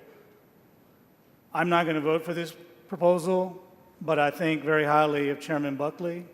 He's a gentleman, he's honorable, he's a person who'll shake your hand, a person who'll work with you if he can, and he'll be honest when he can't. But the worst thing we do around here, the worst law that we pass, and we've passed some pretty bad ones in my view, the worst one we pass is the law of unintended consequences. And that's the law we hear about over and over again as you come and file your bills and take this mic to fix something today for a mistake you made unintentionally 2 years ago. So I'm not going to give you that grace. I'm going to tell you the three things that you cannot tell people are unintended consequences that have nothing to do with education proposal on the ESAs. Chairman Buckley's a good man, but he's not an appropriator. You've heard from appropriators tell you, for you fiscal conservatives, that if you don't put a cap of $1 billion on this program, it is going to spiral. You ignored it. You had members tell you that in 5 years we'll be spending more money in private schools than we will in public schools, and you ignored it. And then a member with a very humble amendment said to you, when we go home, we're not in control. So this amendment says that we will not appropriate any more money unless the legislature does it, and we have no problem doing that. We spent a lot of money last week. And she's right. When we go home, we don't have the power. And all she said is, let's preserve our legislative power. And that was ignored. So if you were a fiscal conservative and you want to go home to your town halls and said you held the line on spending, you vote for this, you didn't. If you are a tax person, I've heard lots of rants, lots of complaints, lots of pity parties online about not cutting property taxes, not emptying the bank account to cut people's property taxes. If you believe in cutting property taxes, I wouldn't vote for this either. Because what we're doing here is we're telling all of our constituents, you're going to pay property taxes, they're coming to us, and we're going to send them back with an ESA of $10,500 to folks to go wherever they want. And guess what? A lot of these schools that you're wanting to send them to, they don't pay any property taxes. Go look it up. Go look up a non-Christian or non-religious private school in Houston that's in River Oaks. Their campus is assessed at about $33 million. They don't pay property tax. But you want your constituents to pay the bill to send kids to that school, and they will continue to pay for that education, and they sacrifice, but the school receiving the student doesn't have to. So if you're here about cutting property taxes and being the big dog about wanting to cut property taxes, vote for this, and you're not. But do not go home and say, well, I didn't know that. Nobody told me that. That's an unintended consequence. We'll fix it next session. Fix it right now. It just takes 100 votes. And then for those of you that complain about social issues, like you did for the last 3 hours, I wouldn't vote for this either.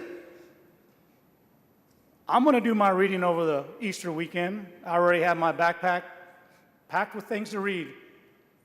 Why don't you print out some of the links to these private schools? And let's see what they believe in. Let's see what they teach their students about things that I think is great, right? Because in my religion, we learn about the consistent ethic of life. We learn about loving our neighbor. We learn about not judging people. We learn about being our brother's keeper. The least among these. Go read some of those mission statements of those schools that you're about to give a $10,500 check to. And do not go home when you get called out. And maybe that's what we need to do. We need to let people know what you're funding with tax dollars. Don't go home and say, well, I didn't know that. That's an unintended consequence. We're going to fix that. So when you take that vote, be proud because you believe in choice. But that might not be the only choice you're going to believe in when you vote for that. And so I'll be voting no, and I want to respect and honor those who worked really hard on this issue, on both sides of the issue. But I do not want to give anybody the grace to go home and turn a blind eye and give you the cover to say you didn't know what you were doing.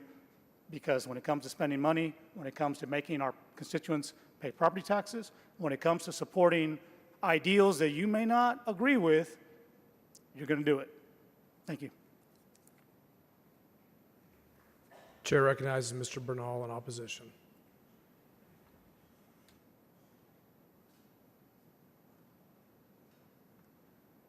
Thank you, Mr. Speaker. Members, hadn't planned on saying anything, but for those of you who have been here for a while, you know that it's probably taboo or maybe even blasphemous for a vice chair to speak against a bill of the chair. But I think that today of all days, we all need a lesson in learning how to respect each other, know when to work together, and learn how to disagree. Some people in this body would have us burn the whole place down over a disagreement. And the inverse of that is I respect Chairman Buckley enough to disagree with him publicly, and then, as you'll see, in the very next bill, stand right with him. Because that was an opportunity for us to have worked together and to lean into good policy and do everything that we can to help each and every one of you and the students in your districts. But I do have issues with this bill, and I want to go through them in the most respectful way that I can. One of the things that I worry about the most is how our ideology has changed. We're not being consistent, and I'll explain to you why. A lot of you know that for several sessions, I've tried to pass a bill that I call the Baby Helmets Bill. And it's a bill that would require Medicaid to cover the cranial orthotic helmet, the baby helmet that young babies need to properly shape their skull. We know this bill. I haven't passed it, and the reason I haven't passed it, the reason I'm given, is that the fiscal note on it is $1 million a year, or $2 billion for a biennium. And the fear has been that it will get overprescribed, that somehow there will be a black market for baby helmets, and there will be children, babies, who don't need it, but will get it. And the fear, the phantom of the baby who doesn't need it, but will get it, is the reason why we can't do it. The same group that was here earlier today opposing a memorial resolution also opposed an amendment to expand Medicaid. And the argument that was given then was that the fear that people who don't need it will get it. Some people who need it might get it, but we're still going to say no because some people who don't need it will get it. And yet, in this bill, we have reserved 20% for people that we acknowledge don't need it, but will get it.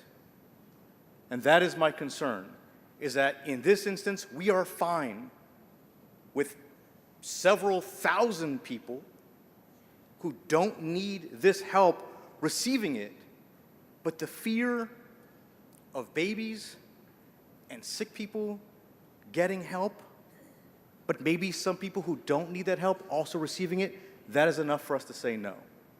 And I just find that to be wildly inconsistent. And it bothers me to my core because we're willing to withhold help to people that we know need it because there might be some folks who don't deserve it, but here we're literally carving out an entire section for folks that we know don't need it, but we're fine with them getting that money.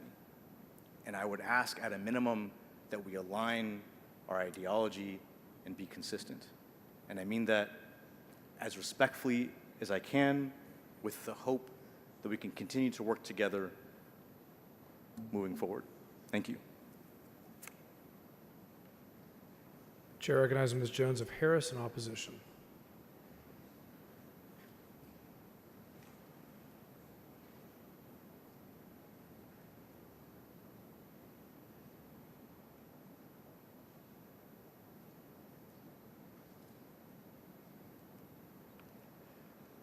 Mr. Speaker, members,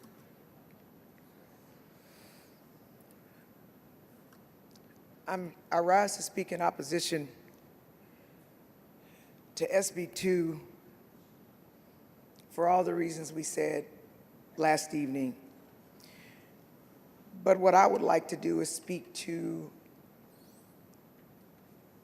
the people that elected me and people who grew up and lived like I grew up. I'm the oldest of 5. I was born to a mom and dad who were married. My mom's life's dream was to be a wife and make a bunch of babies with my father. He was extremely smart. He graduated from high school when he was 16, enlisted in the Marines, went away to Vietnam, and didn't come back the same. He made a decision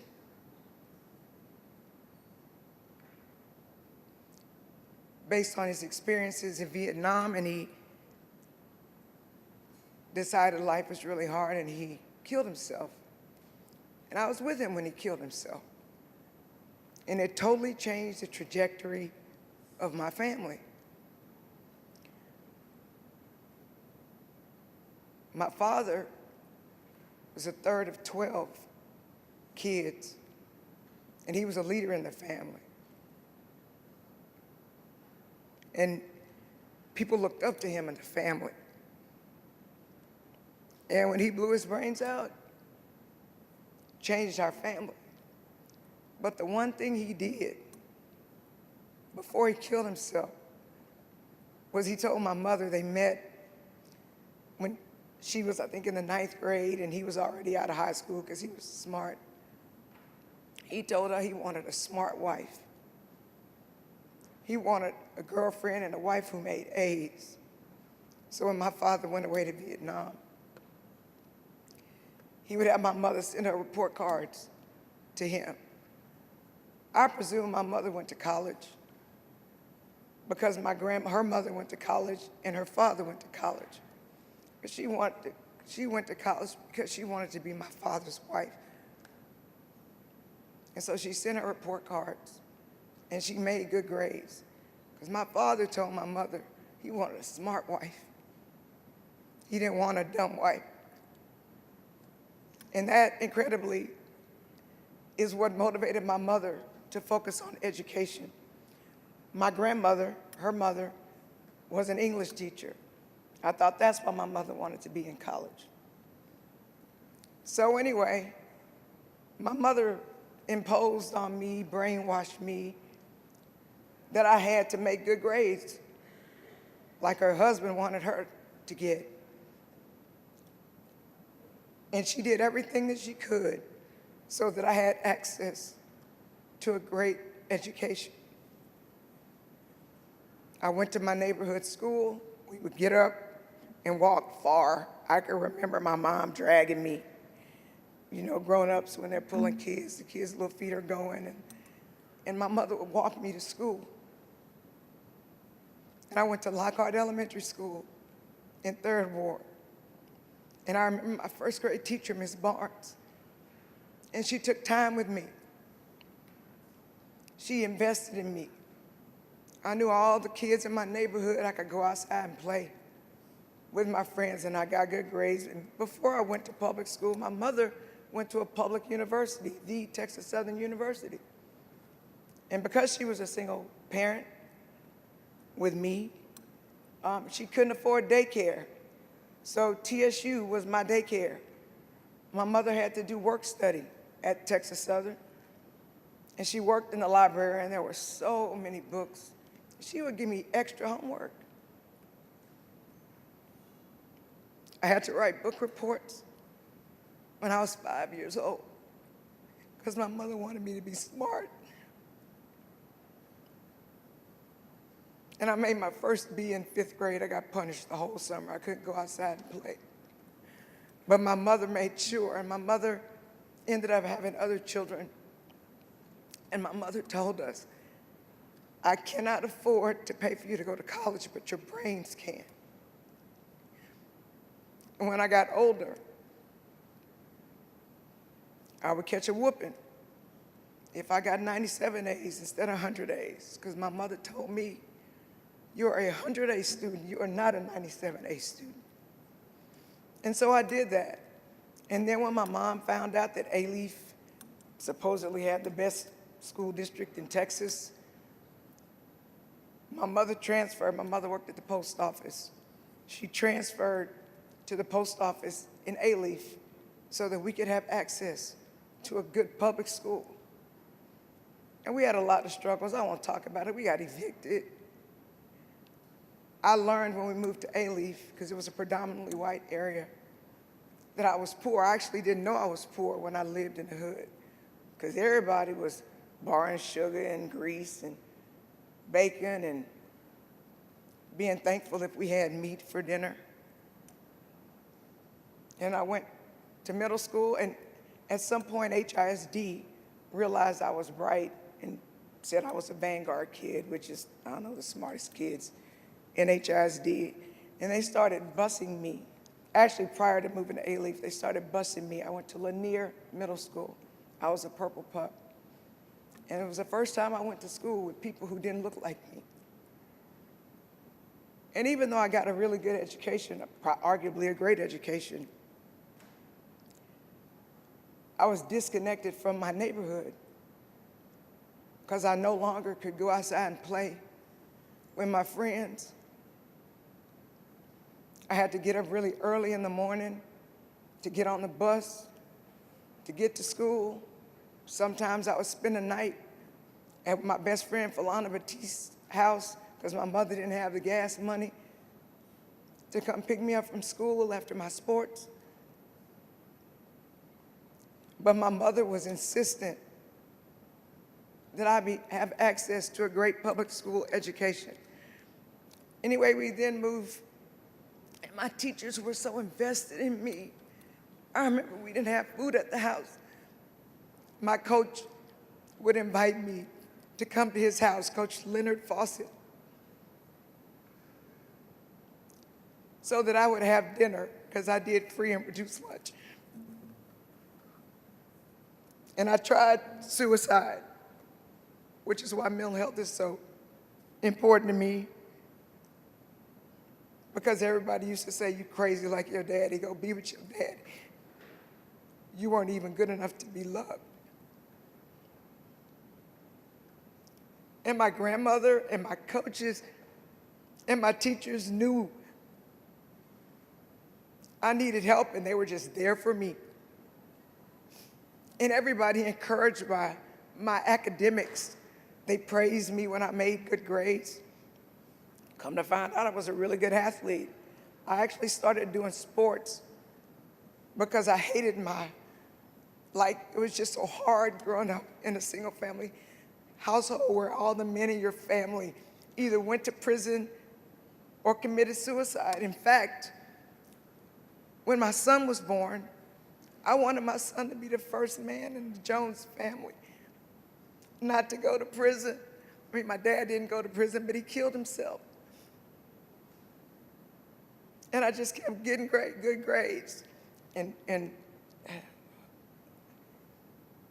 it was really difficult because it's hard when we moved to Alief and my friends had cars and swimming pools. I just thought swimming pools were at apartments because we either lived in apartments and we didn't live, and we lived in rent houses. My mother never owned a house. We got evicted all the time. But I never missed school because I didn't want to live as a grown-up like I lived as a kid. And I got my grades, and I got teased for making good grades. And all I remember thinking is, y'all might call me a nerd now, but y'all gonna call me boss later. Watch what I say. And I'm just so thankful. And it's interesting. I got full academic rights to all the Ivy Leagues and Stanford. I didn't go to those schools. I stayed home. I went to the University of Houston, a public school. A public school. And I'm telling you, if my mother had not emphasized the importance of a public education, I wouldn't be a lawyer. My sister who was up here wouldn't have been doctor of the day and an MBA from Baylor. My baby sister wouldn't be an accountant. public school did that for us. And it just makes me really sad that the kids that are following me, they're not gonna have those kind of opportunities because the bus got me to public school. And at least we had facilities. So I'm voting proudly against SB 2 because unless you've walked in the shoes of people like me, you don't understand how invaluable public school is for us. And I believe we're dooming so many kids to an underclass, a permanent underclass, and we are definitely going to negatively affect their families. So I'm not here to bash anybody, do what you feel is right, but I think sometimes you need to listen or maybe see how other people live because you presume everybody has the opportunities that you have, and some of us just don't. Thank you. Chair recognizes Mr. Canales in opposition. Mr. Speaker, members, I'd heard all the speeches. In fact, I got tired of all of you. And I wasn't going to speak, but I felt compelled on the precipice of Easter by the Holy Spirit to come up here and remind some of you. I'm not here to talk to the people who really believe that vouchers are great, and I'm not here to talk to the people who believe that they're bad. I'm here to talk about the people who believe they're bad, but are going to vote for them anyway. You don't own your seat. It belongs to the people. And the greatest sin that you can commit is to covet that seat, to vote against your conscience for political expediency. So when you go home, those of you who know this is bad but are voting so you can get reelected, I'm here to remind you, you are coveting something that doesn't belong to you.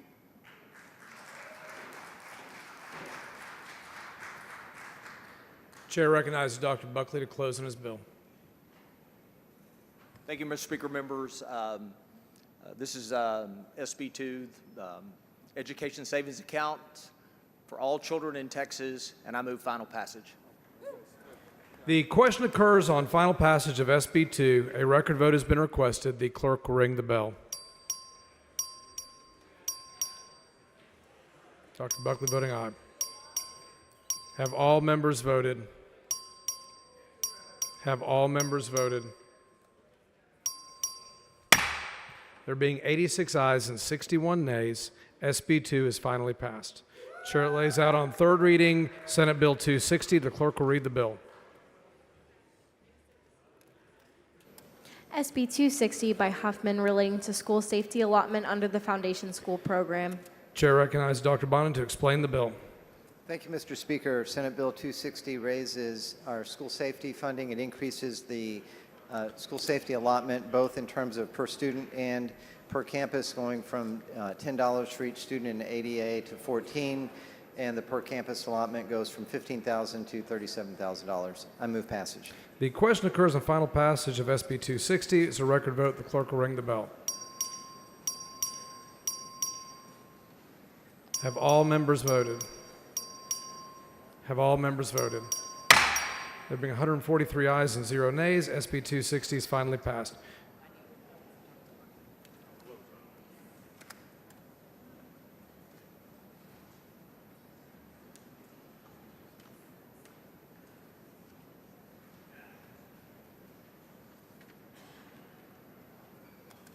Dr. Buckley for a motion.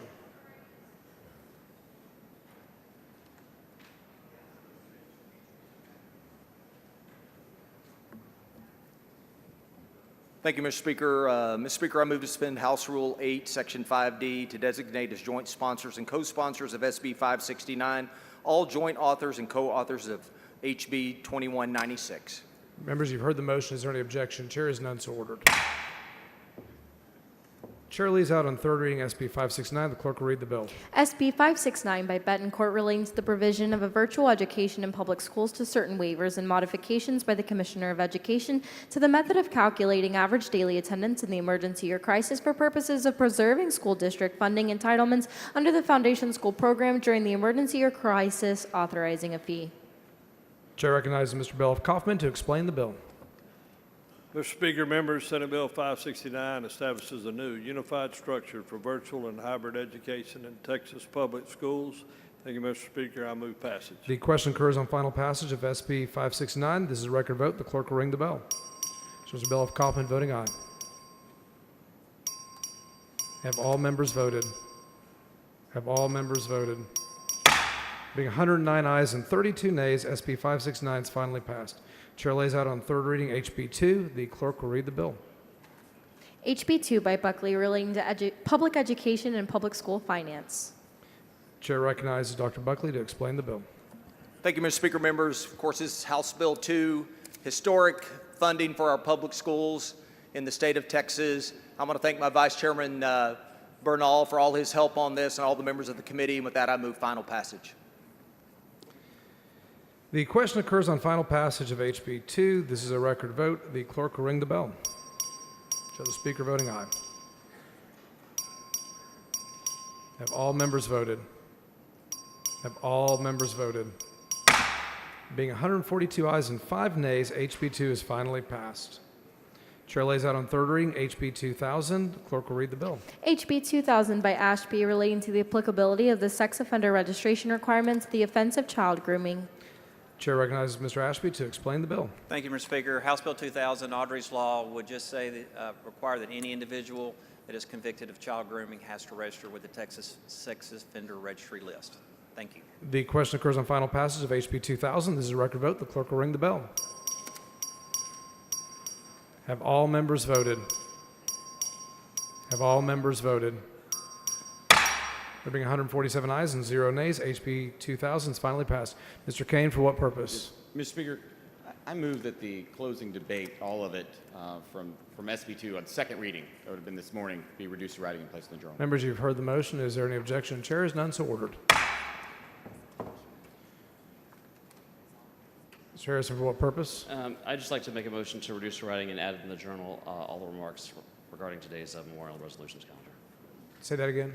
I'd like to reduce to writing and place in the journal all of the remarks regarding today's resolution and memorials calendar. Members, you've heard the motion. Is there any objection? Chair is none, so ordered. Mr. Martinez-Fish, for what purpose? Mr. Speaker, may I add all closing speeches on Senate Bill 2? To be From reduced to today? writing and placed in the journal. Yes, sir. Members, you've heard the motion. Is there any objection? Chair is none, so ordered. Chair lays out on third reading HB 213. The clerk will read the bill. HB 213 by Gonzales of El Paso relating to the inclusion of chronically absent students as students at risk of dropping out of school and the collection and reporting of data regarding those students. Chair recognizes Ms. Gonzalez to explain the bill. Thank you, Mr. Speaker. Members, it's a bill that does two things. One, it defines chronic absenteeism in code, and it adds them to the students to the at-risk list. I move passage.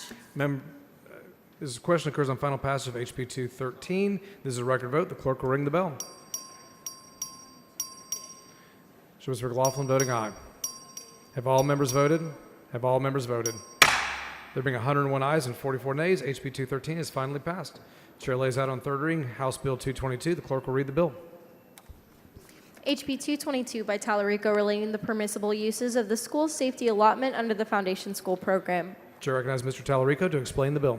Thank you, Mr. Speaker. Members, this brings back the lost art of classroom management. Safety in the school starts with structure, order, and management in the classroom. I move passage. The question occurs on final passage of House Bill 222. This is a record vote. The clerk will ring the bell. So Mr. Metcalf voting aye. So Mr. McLaughlin voting aye. Have all members voted?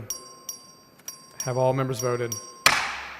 There being 91 ayes and 55 nays, House Bill 222 is finally passed.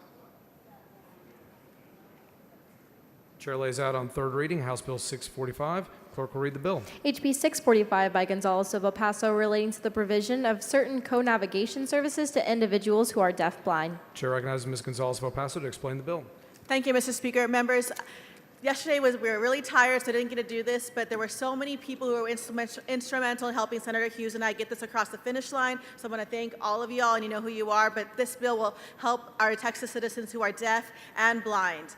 So imagine that life and imagine the support we can give them. So thank you to everybody who's made this happen. I move passage. The question occurs on final passage of House Bill 645. This is a record vote. The clerk will ring the bell.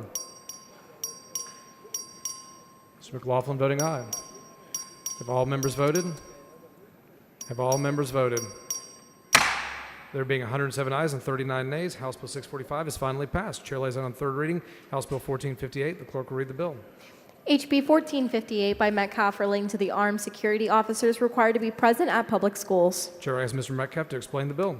Thank you, Mr. Speaker. Members, this is about expanding the eligibility for armed personnel in schools. We do have one perfecting amendment. The following amendment, the clerk will read the amendment.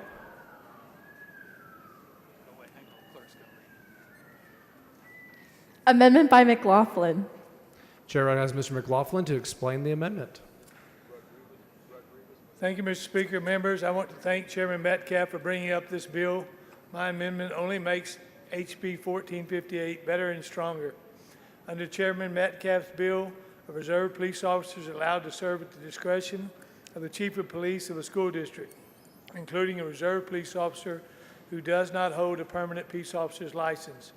Members, we all know that when the crisis strikes, those entrusted with the powers and duties to protect us must know how to effectively respond to those emergencies.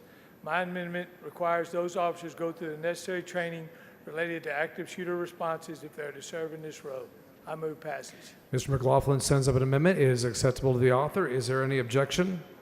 Chair hears none. It is adopted. Chair recognizes Mr. Metcalf to close on his bill.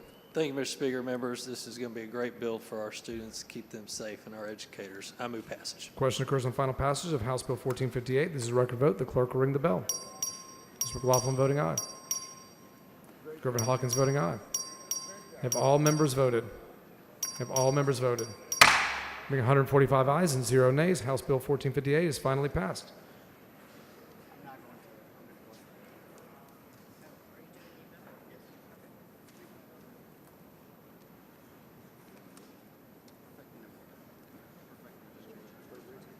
Chair lays out on third reading House Bill 1022. The clerk will read the bill. HB 1022 by Morales of Maverick relating to the course levels offered at Sul Ross State University Rio Grande College. Chair recognizes Mr. Morales of Maverick to explain the bill. Thank you, Mr. Speaker and members. As I mentioned late last night, we had a proposed layout of this bill, which is very important to my district, specifically to Maverick County. But due to the late time, and I know that there were a lot of tired folks, we postponed it. I have my prop guy over here. SR stands for Sul Ross, and you'll know a little bit more about it as to why. But if you can, please indulge me with this opportunity to lay out this bill, because while many of you may already have this in your districts, this bill is truly a transformative piece of legislation that will change the trajectory of South Central Texas, Maverick County, and the region.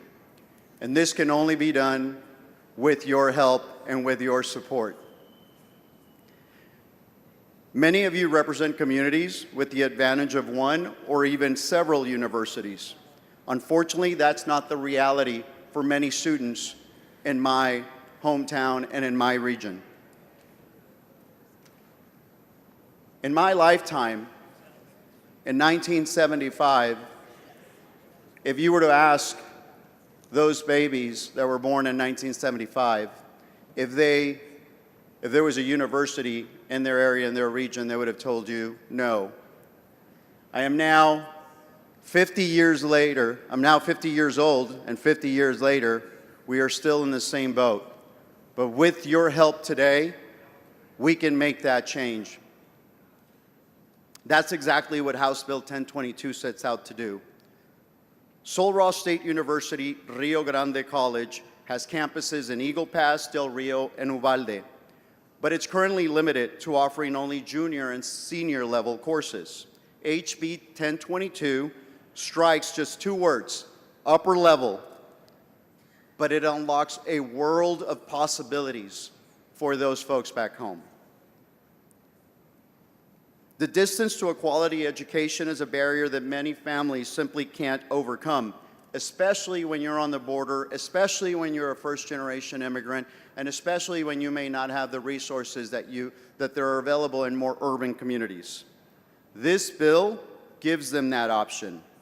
The Texas State University system has already committed $30 million to build the first standalone facility here in Eagle Pass. Administration is finalizing the generous donation of 100 acres by a local family in Eagle Pass. There was actually 4 families willing to work with the Texas State University system to donate a minimum of 100 acres. That's how passionate our community is about this. And at least one potential industrial project alone is estimated to bring around 300,000 jobs over the next 15 years, which I hope to talk to you more about it later this legislative session, as I bring a facet of that to you all. Local leaders, educators, and families are ready for this opportunity. Members, when I first ran for office, I promised to fight for all Texans, especially for communities like mine that had been historically underserved and too often forgotten by the state.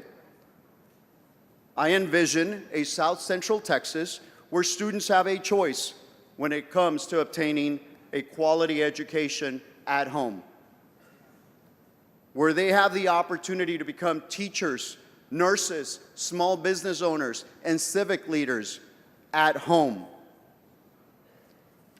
This bill may just be a small change in the law, but to us, it means everything.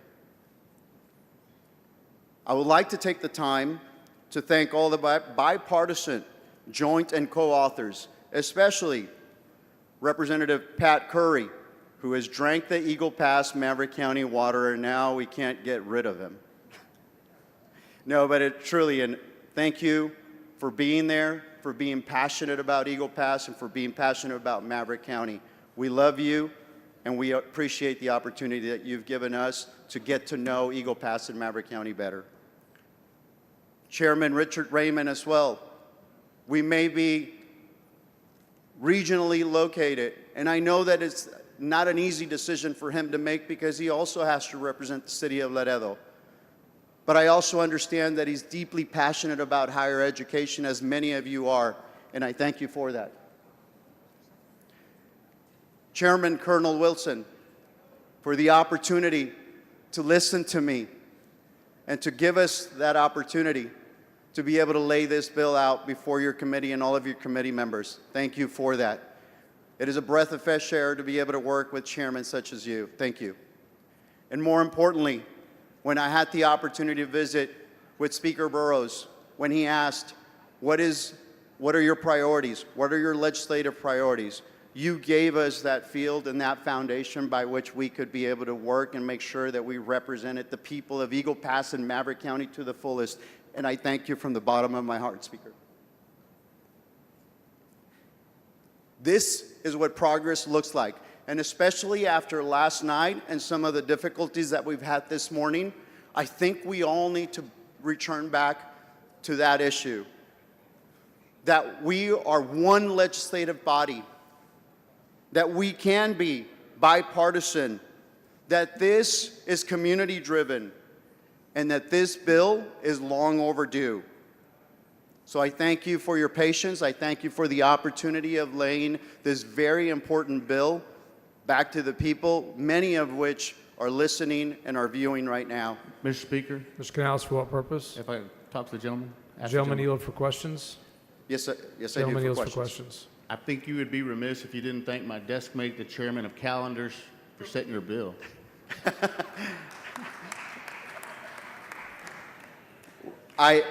Yes, Chairman Canales, when I meant joint and co-authors, I was talking to many of you, including the chairman of calendars. Yes, thank you. Members, this bill is good, and at this time I'd like to offer a perfecting amendment to make it even better. Members, the following amendment, the clerk will read the amendment. Amendment by Morales of Maverick. Chair recognizes Ms. Morales and Maverick to explain the amendment. This amendment just simply changes the effective date from 2028, which was a typographical error. The administration caught it, and we're changing it to 2026. It's acceptable to the author. I'm proposing it, so I move adoption.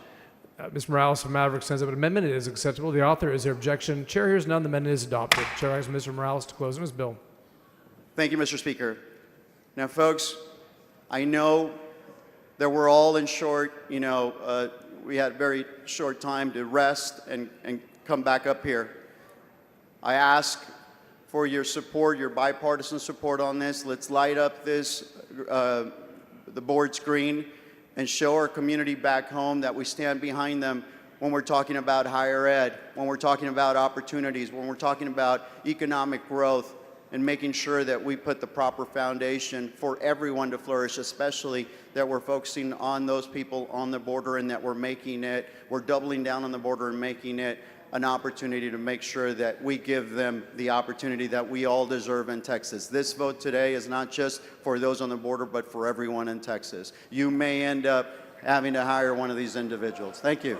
The question occurs on final passage of House Bill 1022. This is a record vote. The clerk will ring the bell. Show Representative Curry voting aye. Mr. Raymond voting aye. Ms. Villalobos voting aye. Have all members voted? Have all members voted? Have all members voted? There being 137 ayes and 7 nays, House Bill 1022 is finally passed. Chair lays out on second reading House Bill 141. The clerk will read the bell. HB 141 by manual, relating to the adoption of the revised interstate compact for the placement of children by the state of Texas, making conforming changes. Chair recognizes Mr. Manuel to explain his bill. Thank you, members. I just want to read all of the enacting clauses really quick. This is about the the revised interstate compact replacement of children. It's going to put Texas in the forefront. I move passage. The question occurs on final passage of House Bill 141. It's a record vote. The clerk will ring the bell. Mr. Manuel voting aye. Mr. Gervin Hawkins voting aye. Ms. Hull voting aye. Have all members voted? Have all members voted?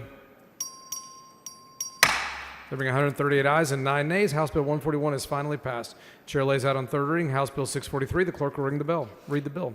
HB 643 by Gervin Hawkins, relating to the requirement for payment bonds from certain public work contractors. Chair recognizes Ms. Gervin Hawkins to explain the bill. Payment bond increase from $25,000 to $100,000 for municipal projects. The question occurs on final passage of House Bill 643. It's a record vote. The clerk will ring the bell. Show Ms. Gervin Hawkins voting aye. Have all members voted? Have all members voted? Being 98 ayes and 47 nays, House Bill 643 is finally passed. Chair lays out on third reading House Bill 3093. Clerk will read the bill. HB 3093 by Villalobos, relating to the calculation of certain ad valorem tax rates of the taxing unit for the year in which a property owner provides notice that the owner intends to appeal an order for an appraisal review board determining a protest by an owner regarding the appraisal of the owner's property. Chair recognizes Ms. Villalobos to explain the bill. This bill will allow local entities along the Gulf Coast to budget off of uncontested values. This protects local taxing jurisdictions from bankruptcy when large properties in their communities are faced with unrealistic increases in property valuations. Move passage. The question occurs on final passage of House Bill 3093. This is a record vote. The clerk will ring the bell. It's fairly voting aye. Have all members voted? Have all members voted? There being 145 ayes and 1 nay, House Bill 3093 is finally passed. Chair lays out on third reading House Bill 1700. The clerk will read the bill. HB 1700 by Fairley, relating to certain records of health professionals providing a telemedicine, medical service, teledentistry, dental service, or telehealth service. Chair recognizes Ms. Fairley to explain the bill. Thank you, Mr. Speaker. Members, this is a bill that helps our telehealth providers. I move passage. Question occurs on final passage of House Bill 1700. This is a record vote. The clerk will ring the bell. Have all members voted? Have all members voted? There being 144 ayes and 1 nay, House Bill 1700 is finally passed. Chair lays out on third reading House Bill 117. The clerk will read the bill. HB 117 by Schoolcraft, relating to the establishment of the Governor's Task Force of the Governance of Early Childhood Education and Care. Chair recognizes Mr. Schoolcraft to explain the bill.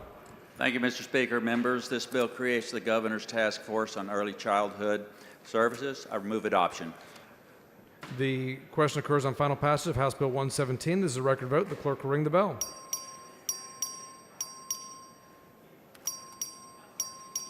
Have all members voted? Have all members voted? There being 103 ayes and 40 nays, House Bill 117 is finally passed. The following announcement, the clerk will read the announcement. The Committee on Trade, Workforce, and Economic Development, which is scheduled to meet today upon final adjournment, has been canceled. Mr. Busey, for what purpose? Chair recognizes Ms. Howard for recognition. Thank you, Mr. Speaker. Members, After a late night on the floor toward the end of the 2019 legislative session, I got a call walking back to my office that would change my life forever. My husband had suffered a cardiac arrest and an anoxic brain injury. He was then my 24/7 duty for the next year and a half until he died. 2 sessions ago, the morning after another contentious debate similar to the one that we had last evening, I came to the front microphone to share my profound appreciation for this body who gave me so much love and support. And I said that even though we vehemently disagree on certain issues, at the end of the day, we are family. I consider you my family. Each of us represents a piece of this great state, and our constituents equally deserve to feel represented in this body.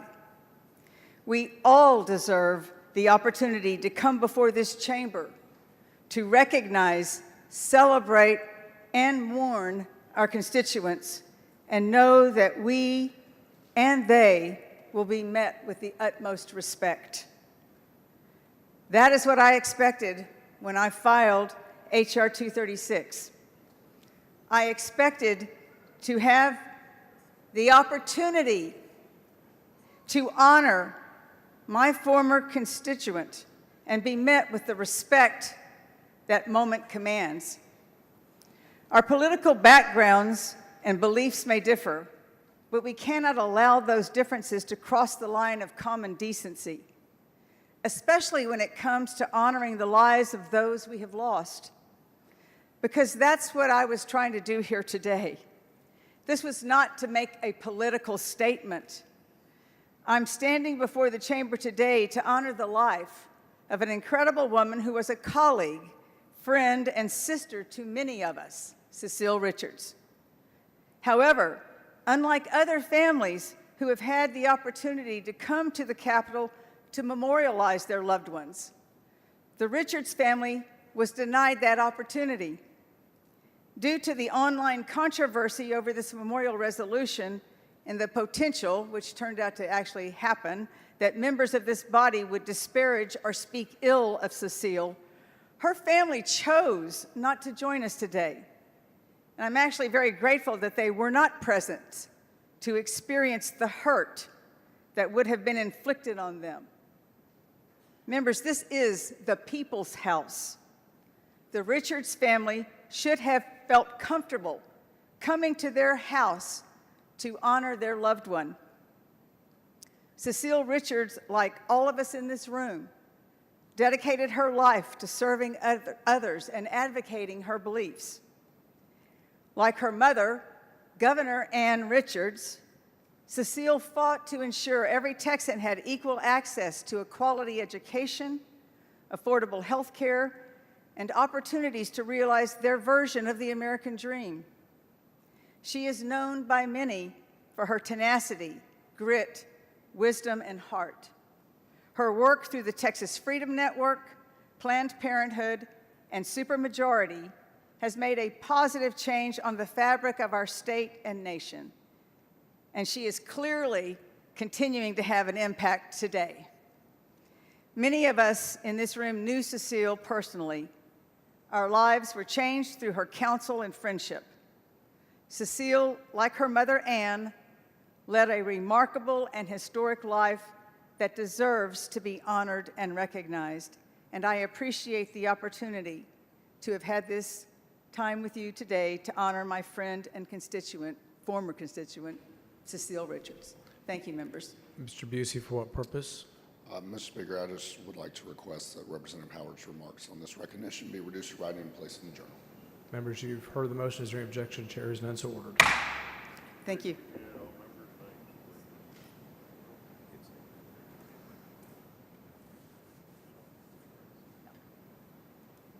Thank you, Speaker and members. Thank you, members.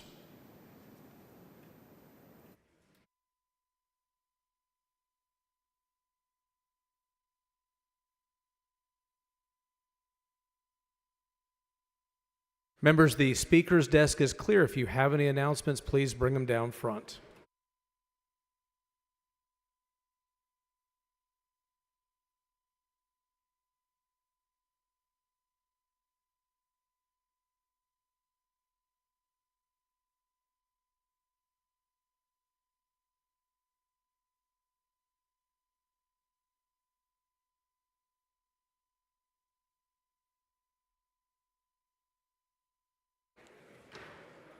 Mr. Guerin moves the House adjourn pending the reading and referral of bills until 11 a.m. Tuesday, April 22nd. Is there objection? Chair hears none. The House stands adjourned pending the reading and referral of bills.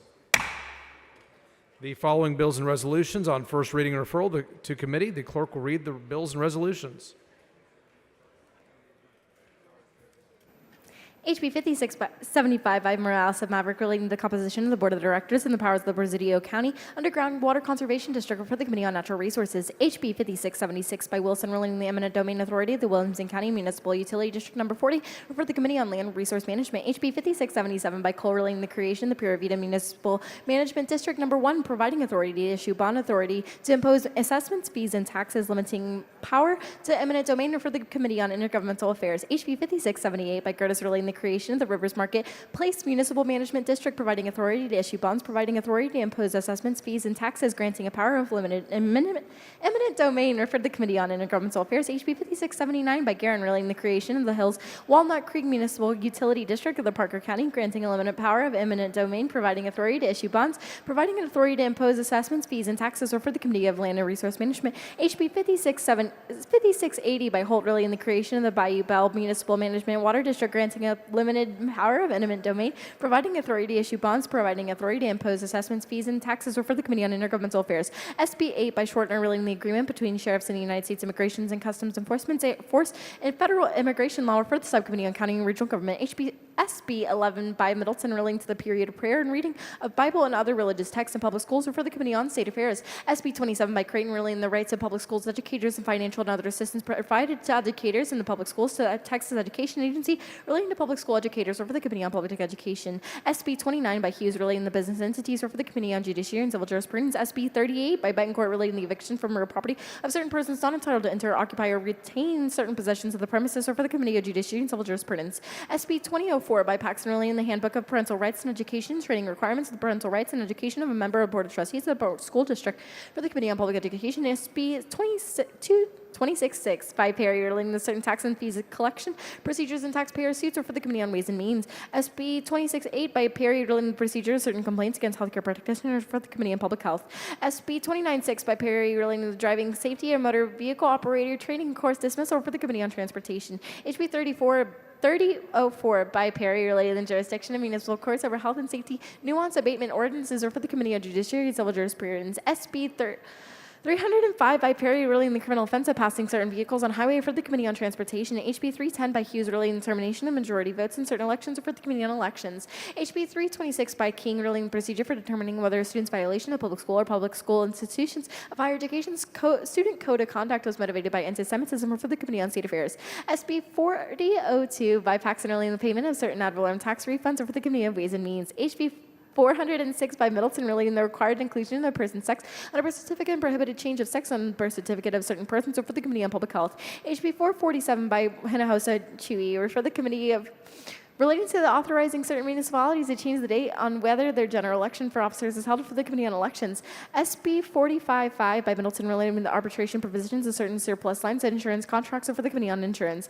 SB 458 by Shortner relating the appraisal process for disputed losses under personal automobile residential property insurance policies for the Committee on Insurance.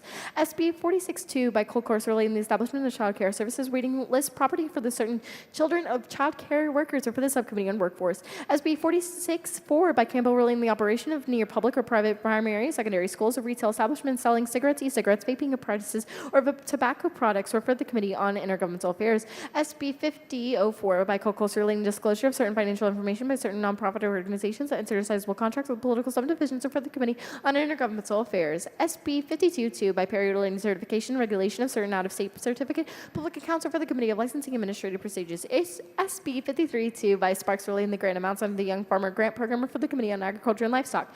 SB 54-1 by Colcourse relating the cottage food production operations, or for the Committee on Public Health. SB 69 by Paxton 609 by Paxton relating they require an independent school districts, home rule school districts, and open enrollment charter schools to comply with legally required policies for the Committee on Public Education. HB 660 by West relating to the installation of bollards and other safety barrier adjacent to hospital emergency rooms or for the Committee on Public Health. SB 681 by Hughes relating the renewal of engineering licensing or registration for the Committee on Licensing and Administrative Procedures. SB 687 by Hughes relating the liability for land surveying services in connection with other construction services or contracts or for the Committee of Judiciary and Civil Jurisprudence. SB 689 by Hughes relating the employment practices regarding diversity and prohibiting the implementation of diversity, equity, and inclusion initiatives by certain government entities or for the Committee on State Affairs. SB 693 by West relating the notary's public creating criminal offense or for the Committee of Judiciary and Civil Jurisprudence. SB 711 by Hughes relating to the property owners associations, including condominium unit owners association for the Committee of Trade, Workforce, and Economic Development. SB 745 by Colcourse relating the enhancing the criminal penalty for the offense of intoxication, manslaughter, and certain circumstances or for the Committee on Criminal Jurisprudence. SB 746 by Zaffarini relating the guardianship matters or for the Subcommittee on Family and Fiduciary Relationships. SB 765 by Colcourse relating confidentiality and the fraud detection and deterrence of information and public information law for the Committee of Delivery and Government Efficiency. SB 779 by Middleton relating the common law practice of public nuance claims or for the Committee of Judiciary and Civil Jurisprudence. SB 783 by Menendez relating to regulations adopted by governmental entities for the construction or alteration of the residential commercial buildings or for the Committee on State Affairs. SB 785 by Flores relating the regulation of the new HUD code manufactured housing or for the Committee of Land and Resource Management. SB 868 by Sparks relating the allocation of money appropriated to the Rural Volunteer Fire Department Assistance Program for the Committee on Appropriations. SB 879 by Birdwell relating the exemption of the drillers and the operation of the closed-loop geothermal injection wells for certain requirements applicable to persons involving in activities within the jurisdiction of the Railroad Commission of Texas for the Committee on Energy Resources. SB 888 by Colcourse relating the Attorney General's defense of the District of the County Attorney against certain lawsuits in federal court for the Committee on State Affairs. SB 897 by Blanco relating the administration of the grant program to support community mental health programs assisting veterans and their families or for the Subcommittee on Defense and Veterans Affairs. SB 901 by Colcourse relating to the declaration of the candidates and eligibility of the basis of the filing an application for the place of the general primary election ballot for the nomination of the convention with one or more political parties or for the Committee on Elections. SB 921 by Sparks relating to conducting an ex parte renewal of the recipient's Medicaid eligibility for the Committee on Human Services. SB 922 by Hancock relating to disclosure of certain medical information by electronic means or for the Committee on Public Health. SB 927 by Hancock relating the issuance of the Navy and Marine Corps Achievement Medal Specialty License Plates for the Subcommittee on Defense and Veterans Affairs. SB 963 by Hughes relating to allowing Medicaid managed care organizations to engage in marketing above the availability of a certain private health care benefit plan coverage for the Subcommittee for the Committee on Human Services. SB 984 by Betancourt relating to the access of individualized investigation treatments for patients with life-threatening or severely debilitating illnesses or for the Committee on Public Health. SB 996 by Nichols relating to the fireworks sales and the public retail fireworks permit holders on certain dates for the Subcommittee on County and Regional Government. SB 1008 by Middleton relating to the state and local authority to regulate food industry for the Committee on State Affairs. SB 1023 by Betancourt relating to the calculation of certain ad valorem tax rates for the Committee on Weight and Means. SB 1033 by Hughes relating to the withdrawal of candidate runoff primary election for the Committee on Elections. SB 1035 by Sparks relating to the equitable relief of the enforcement of certain governmental requirements that affect agricultural operations for the Committee of Agriculture and Livestock. SB 1057 by Parker relating to the submission and approval of certain proposals by shareholders and nationally listed corporations for the Committee on Trade, Workforce, and Economic Development. SB 1058 by Parker relating to the inclusion of certain security transactions payments from the total revenue of the taxable entity in the registered securities market or operator for the Committee on Ways and Means. SB 1062 by Colcourse relating to the type of newspaper required for publication of public notices or for the Committee on State Affairs. SB 1066 by Perry relating to the requirement of performance payment bonds with certain contractors of the Parks and Wildlife Department for the Committee on Culture, Recreation, and Tourism. SB 1119 by Hughes relating to the liability of water park entities for injuries arising from certain activities or for the Committee on Judiciary and Civil Jurisprudence.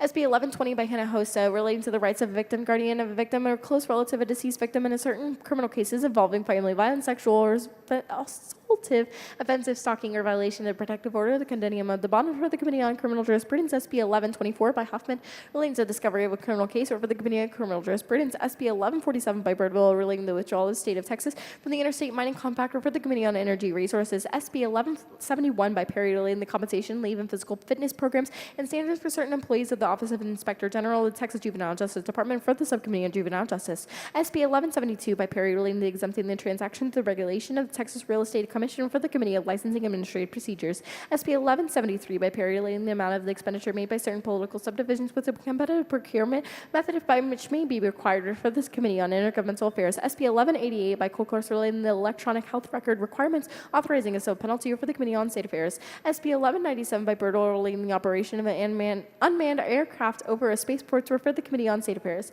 SB 1208 by King relating to increasing the criminal penalty for the offense of the interference with public duties for the Committee on Criminal Jurisprudence. SB 1210 by Hughes relating to the jurisdiction of the Texas Supreme Court and the Court of Criminal Appeals for the Committee on Judiciary and Civil Jurisprudence. SB 1215 by co-course relating to the placement of a cultivated oyster in a natural oyster bed, a private oyster bed, or a coastal water, refer to the Committee on Culture, Recreation, and Tourism. SB 1229 by Hughes relating to the designation of a portion of U.S. Highway 69 in Smith County as Veterans Memorial Highway, refer to the Subcommittee on Events and Veterans Affairs. SB 1233 by Hancock relating to information regarding perennial palliative care, creating an administrative penalty, refer to the Committee on Public Health. SB 1238 by co-course relating to the prohibited insurance discrimination on the basis of an insured marital status following the death of an insured spouse, refer to the Committee on Insurance. SB 1239 by Middleton relating to the choice of law on assignment or acquisition or claims and demands in connection with the certificated or uncertificated securities, for the Committee on Trade, Workforce, and Economic Development. SB 1245 by Blanco relating to the taking of the certain odd-head sheep or by using a helicopter, refer to the Committee on Culture, Recreation, and Tourism. SB 1259 by Nichols relating to the regulation of land surveyors by the Texas Board of Professional Engineers and Land Surveyors, refer to the Committee on Licensing and Administrative Procedures. SB 1265 by Alvarado relating to the certain duties of the Texas Workforce Commission with respect to child care resources, refer to the Committee on Trade, Workforce, and Economic Development. SB 1267 by Alvarado relating to the certificates or number of certificates of title issued by and records kept by the Parks and Wildlife Department, creating a criminal offense, refer to the Committee on Culture, Recreation, and Tourism. SB 1271 by Hancock relating to the concurrent jurisdiction of this state over United States military installations with respect to certain subject matters, for the Subcommittee on Defense and Veterans Affairs. SB 1273 by Hughes relating to establishing the Higher Education Research Security Council, for the Committee on Higher Education. SB 1302 by Colcourse relating to the eligibility to use a general permit to discharge waste into or adjacent to waters in the state, for the Committee on Natural Resources. SB 1316 by Cook relating to the prohibition on e-cigarette advertising in certain locations, for the Committee on Public Health. SB 1318 by Schwertner relating to the restrictions on covenants not to compete with physicians and certain healthcare practitioners, for the Committee on Public Health. SB 1321 by Hagen-Butch relating to the compensation and the leave for certain peace officers, for the Committee on Homeland Security, Public Safety, and Veterans Affairs. SB 1330 by Hancock relating to the billing and reimbursement for certain medical equipment, devices, and supplies provided to Medicare enrollees, creating criminal offense, for the Committee on Insurance. SB 1332 by Hancock relating to the group health benefit plan policy or contract holders' obligations to pay premiums on behalf of the individual after the individual's eligibility for group coverage terminates, for the Committee on Insurance. SB 1333 by Hughes relating to unauthorized entry, occupancy, sale, rental, lease, advertisement for sale, rental, or lease, or conveyance of real property, including the removal of certain unauthorized occupants of a dwelling, creating criminal offense, increasing criminal penalty, authorizing a fee, for the Committee on Trade, Workforce, and Economic Development. SB 1341 by Hancock relating to the regulation of manufactured homes, for the Committee on Intergovernmental Affairs. SB 1350 by Hughes relating to the commission and coordinate celebrations of bicentennial anniversary of Texas independence, for the Committee on Culture, Recreation, and Tourism. SB 1355 by Parker relating to the liquor sales on credit by the holder of the distillers and rectifiers permit to wholesaler, for the Committee on Licensing and Administrative Procedures. SB 1358 by Parker relating to the prohibited local regulations regarding certain late night and overnight deliveries to food service establishments, for the Committee on State Affairs. SB 1370 by Parker relating to the establishment of the Office of Medical Examiner in certain counties, for the Subcommittee on County and Regional Government. SB 1371 by Hinojosa Wanchui relating to the operation of certain metropolitan transit authorities, for the Committee on Transportation. SB 1378 by Parker relating to the powers of certain non-resident seller permit holders who also hold a winery permit, for the Committee on Licensing and Administrative Procedures. SB 1403 by West relating to the administration of the Title IV-D agency with powers and duties of the Title IV-D agency regarding the collection, modification, and enforcement of child support and certain procedures for cases and orders relating to Title IV-D agency, referred to the Subcommittee on Family and Fiduciary Relationships. SB 1404 by West relating to the requirements for certain orders and judgments rendered in a suit affecting the parent-child relationship, for the Subcommittee on Family and Fiduciary Relationships. SB 1405 by Nichols relating to the increasing access and the reducing taxation of Internet services, for the Subcommittee on Telecommunications and Broadband. SB 1426 by Huffman relating to operation and management of the first Capital State Historic Site and replica by the Texas Historical Historical Commission, for the Committee on Culture, Recreation, and Tourism. SB 1437 by Betancourt, relating to the eligibility of certain individuals for certification of certain juvenile officers or employees of a juvenile facility, for the Subcommittee on Juvenile Justice. SB 1448 by Hughes, relating to the decedent's estates and other matters involving probate courts, for the Subcommittee on Family and Fiduciary Relationships. SB 1450 by Betancourt, relating to the third-party review or development documents and inspection of improvements required to be approved by the political subdivision, for the Committee on Land and Resource Management. SB 1464 by Hinojosa Wanchui, relating to the hearing or the refusal to issue or the revocation or suspension of a vehicle title, for the Committee on Transportation. SB 1484 by Hinojosa Adam, relating to the marketing and sale of catfish and similar fish by food service establishments, food service suppliers, wholesalers, distributors, and wholesale distributors, providing administrative and civil penalties, for the Committee on Trade, Workforce, and Economic Development. SB 1493 by Parker, relating to lighting equipment requirement for motor vehicles, for the Committee on Transportation. SB 1494 by Johnson, relating to the authority of certain political subdivisions to change the date of their general elections, for the Committee on Elections. SB 1536 by Zaffarini, relating to the training on Alzheimer's disease, dementia, and related disorders for certain guardians, for the Subcommittee on Family and Fiduciary Relationships. SB 1559 by Zaffarini, relating to the transfer of a protective order, refer to the Subcommittee on Family and Fiduciary Relationships. SB 1567 by Betancourt, relating to the authority of the home rule municipalities to regulate the occupancy of a dwelling units, for the Committee on Land and Resource Management. SB 1569 by King, relating to the availability of certain personal information of a member of the governing board of an institution of higher education, the chief executive officer of the institution, and chief executive officer of the university system, for the Committee on Delivery of Government Efficiency. SB 1589 by Hancock, relating to the contract requirement for a contract between a single source continuum contractor and the Department of Family and Protective Services, for the Committee on Human Services. SB 1592 by Blanco, relating to the collection of state and local hotel occupancy taxes and assessments related to the hotels by an accommodations intermediary, refer to the Committee on Ways and Means. SB 1598 by Hagen-Butch, relating to the release of motor vehicle collision report information, refer to the Committee on Transportation. SB 1637 by King, relating to the prosecution of the offense of deadly conduct, for the Committee on Homeland Security, Public Safety, and Veterans Affairs. SB 1644 by Schwertner, relating to the use of consumers' credit score in the underwriting or rating of certain personal lines, property, and casualty insurance policies, for the Committee on Insurance. SB 1709 by Hinojosa Adam, relating to the designation of a portion of Farm to Market Road 70 in Nueces County at the Los Robles Trail, for the Committee on Transportation. SB 1729 by Miles, relating to the registration and inspection of vehicles, for the Committee on Transportation. SB 1733 by Colcourse, relating to the composition of the board of the Calhoun Port Authority, for the Committee on Transportation. SB 1744 by Hughes, relating to the designation of State Loop 255 in Camp County as the Camp County Vietnam Veterans Memorial Highway, for the Subcommittee on Defense and Veterans Affairs.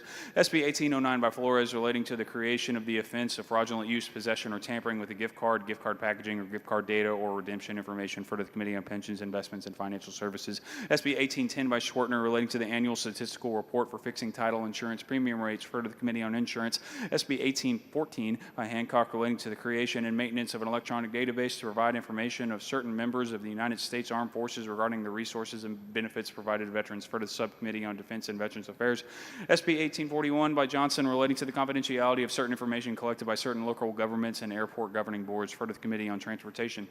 SB 1895 by Perry, relating to the designation of a portion of State Highway Loop 88 in Lubbock County as the First Responders Memorial Loop, for the Committee on Transportation. SB 1930 by Hinojosa Wanchui, relating to the use of the proceeds from the sale of saltwater fishing stamps issued by the Parks and Wildlife Department, for the Committee on Culture and Recreation and Tourism. SB 1948 by Perry, relating to the regulation of fire prevention standards at certain agricultural facilities, for the Committee on Land and Resource Management. SB 1967 by Hinojosa Wanchui, relating to the project eligible for financial assistance from the Flood Infrastructure Fund, for the Committee on Natural Resources. SB 2039 by Hancock, relating to the applicability of certain pedestrian laws and certain sidewalk users, for the Committee on Transportation. SB 2064 by Perry, relating to an exemption from certain taxes imposed on the transfer of a motor vehicle to a person from a decedent or the decedent's estate, for the Committee on Ways and Means.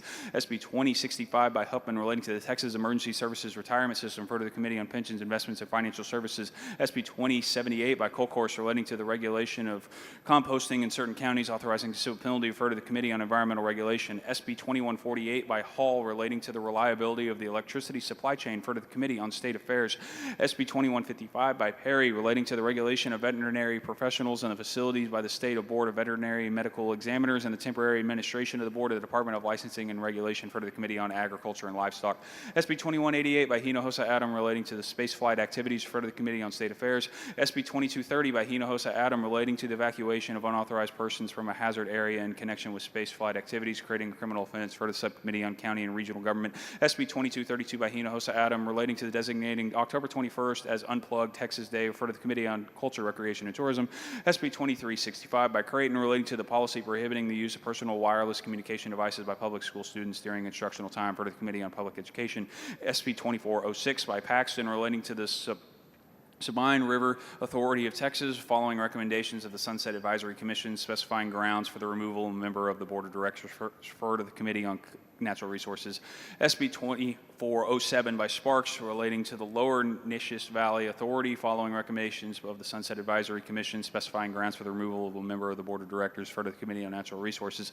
SB 2411 by Schwartner, relating to business organizations for the Committee on Judiciary and Civil Jurisprudence. SJR 12 by Paxton, proposing a constitutional amendment establishing a parent's right to direct a child's education for the Committee on Public Education. SJR 81 by Betancourt, proposing a constitutional amendment to authorize the legislature to exempt from ad valorem taxation a portion of the market value of a tangible person's property a person owns that is held or used for the production of income for the Committee on Ways and Means. SCR 6 by Hall, designating Rockwall County as the official marriage capital of Texas for a 10-year period ending in 2035 for the Committee on Culture, Recreation, and Tourism. SCR 22 by Hughes, designating the cannon as the official state gun of Texas for the Committee on Culture, Recreation, and Tourism. SCR 27 by Eckhart, authorizing the burial of Guy Herman in the State Cemetery for the Committee on Culture, Recreation, and Tourism. SCR 32 by Hall, directing the Texas Facilities Commission to name the new transit amenity center of the 207 West 14th Street and the Capitol Complex as the lead-on transit amenity in honor of Justin Dart for the Committee on State Affairs.